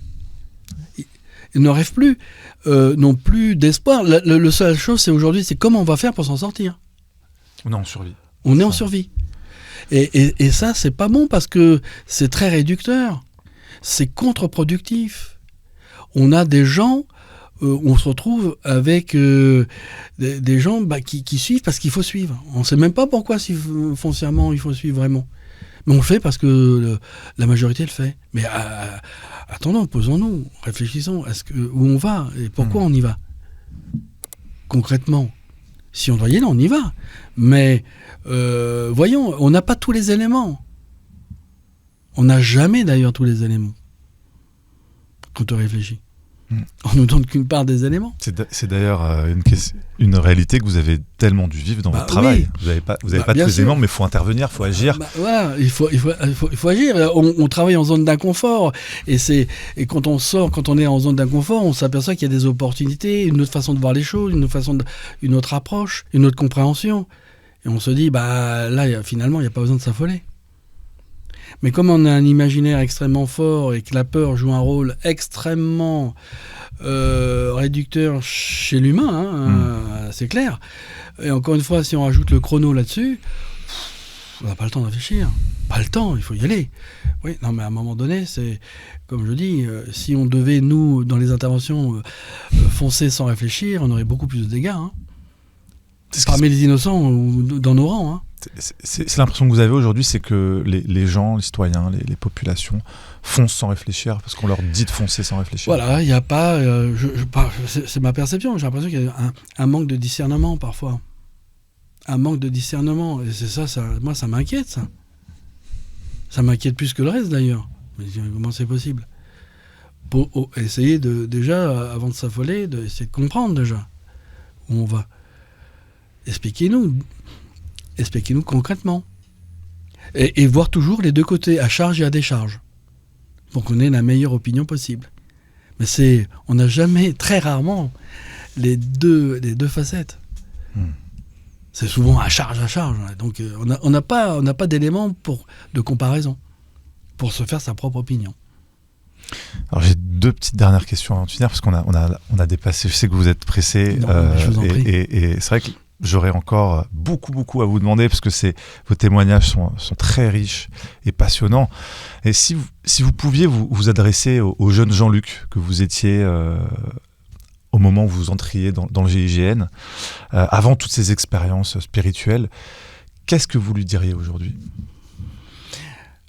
Je lui dirais plusieurs choses. La première, ce que nous enseignent nos parents ne sont pas forcément justes. Ils le font depuis leur fenêtre, depuis leur propre éducation.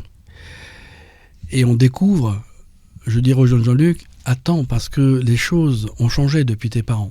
Il y a des choses que tu vas apprendre à découvrir. Et tu verras même que ce que tes parents t'ont enseigné, aujourd'hui, ça peut être complètement infondé, faux. Donc, travaille effectivement le discernement, la réflexion, pose-toi des questions. Je dirais au jeune Jean-Luc. Je dirais au jeune Jean-Luc également, ne sois pas... tu ne sais pas tout, en fait. Tu ne détiens pas la réponse à tout. En fait, nous sommes petits. On est là pour apprendre. Donc, sois plus humble, je dirais au jeune Jean-Luc. Sois plus humble. Avance Voilà. Ne juge pas. Le jugement, c'est terrible, hein. Ça limite. Ça cantonne les gens dans un tiroir. Et prends le temps de comprendre. Et après, tu essaieras de juger. Mais comprends d'abord avant de juger. Voilà ce que je dirais au jeune Jean-Luc. Et je dirais au jeune Jean-Luc, comme disait un ami, malheureusement disparu, apprends déjà à marcher avant de savoir courir. Vas-y calmement. Voilà. Ne t'affole pas. Vas-y. Écoute ton cœur et avance. Parce que là aussi, je me suis aperçu que le cerveau connaît, bien sûr. Il y a tout l'intellect, mais le cœur sait. Et ça, c'est la meilleure voie. Quand le cœur, on ressent, on se dit « Ah, là, je le ferai bien parce que je le sens bien », bah, ça vaut le coup de s'arrêter 2 minutes et de se dire « Voilà, mon instinct me dit soit il faut que j'arrête, soit il faut que je continue ». C'est important d'écouter son cœur. Alors, justement, voilà, cette dernière question pour ceux qui nous écoutent, dans le prolongement de votre réponse. Alors, quel enseignement vous nous donneriez, quel enseignement vous transmettriez à ceux qui nous écoutent, fort de toutes vos expériences? Alors, c'est un peu présomptueux de dire quel enseignement, parce que je n'ai pas du tout cette capacité, hein, mais à mon humble niveau, je dirais simplement le respect de la vie. Déjà, quelle que soit la vie, sous toutes ses formes, qu'elle soit végétale, minérale, animale, humaine, le respect de la vie, ça c'est important. Et puis de prêter attention aux messages qu'on reçoit. Parfois on dit c'est un coup de bol, une coïncidence, c'est incroyable le hasard. C'est peut-être pas forcément un hasard. Posez-vous les questions, tiens, là, cette situation où la conversation que je viens de capter au détour d'un coin de rue me renvoie à quelque chose. Posez-vous la question, ça vaut le coup parfois de se dire, tiens, ça me rappelle ça. Il faut, je dirais, entre le respect de la vie, et de tout ce qui vit, et aussi le grand respect de ce que nous sommes, déjà de se lever le matin. C'est la gratitude. Moi, je prie tous les jours. Je remercie tous les jours, aujourd'hui. Je prie tous les jours. Merci. C'est une chance que de vivre, de se lever le matin. Des millions n'ont pas cette chance. Des millions n'ont pas la chance de manger à leur faim, d'avoir un toit. Des millions de personnes vivent dans des éboulis ou que sais-je encore. Donc, il faut remercier déjà ça. Et puis, la dernière chose, c'est, comme je l'indique sur ma dernière phrase, une phrase, pour moi, une question importante, que fais-tu pour ton autre? Qu'as-tu fait pour ton autre? Ou qu'as-tu fait pour ton autre aujourd'hui? Qu'as-tu fait? C'est le plus important, en fait, que d'amasser des millions. Hein. Que fais-tu pour ton autre? Voilà. Jean-Luc, merci énormément pour ce temps, ce partage d'expériences, d'enseignements très très riche et vraiment, je trouve, très fort. Merci. Voilà, en émotion déjà. Oui, c'est vivant moi. Hein. Et en réflexion. Ouais. Ça se c'est sent. Vivant, c'est vivant. Moi, depuis que j'ai vécu ça, j'ai l'impression qu'au passage, on m'a laissé une empreinte, comme une tapisserie en moi. Vous n'êtes plus le même. Et dès que j'en parle, cette tapisserie se remet à vibrer. J'ai du mal. J'essaye de gérer ça, mais bon, c'est impossible pour moi. C'est ce qui rend votre propos beaucoup plus riche, en tout cas, et percutant. En tout cas, j'invite tous ceux qui nous suivent à approfondir s'ils veulent lire votre ouvrage du GIGN à la fois, donc aux éditions Mama. Vous retrouvez toutes vos histoires beaucoup plus développées qu'on a abordées aujourd'hui. Il y a beaucoup de choses. Et puis tous les autres ouvrages que j'ai cités, si les gens veulent connaître les anecdotes de vos missions au sein du GIGN, je pense que ça titille l'imaginaire de ceux qui nous écoutent. Peut-être, j'espère qu'on vous réinvitera pour parler de ces anecdotes-là, parce que c'est aussi passionnant de voir comment un homme, sur le plan humain, des hommes peuvent affronter autant de stress pour protéger la vie des autres. Oui, c'est ça. En tout cas, c'était très très très passionnant. Merci beaucoup, Jean-Luc. Merci de m'avoir accueilli. Merci et je vous dis à très bientôt. À très vite.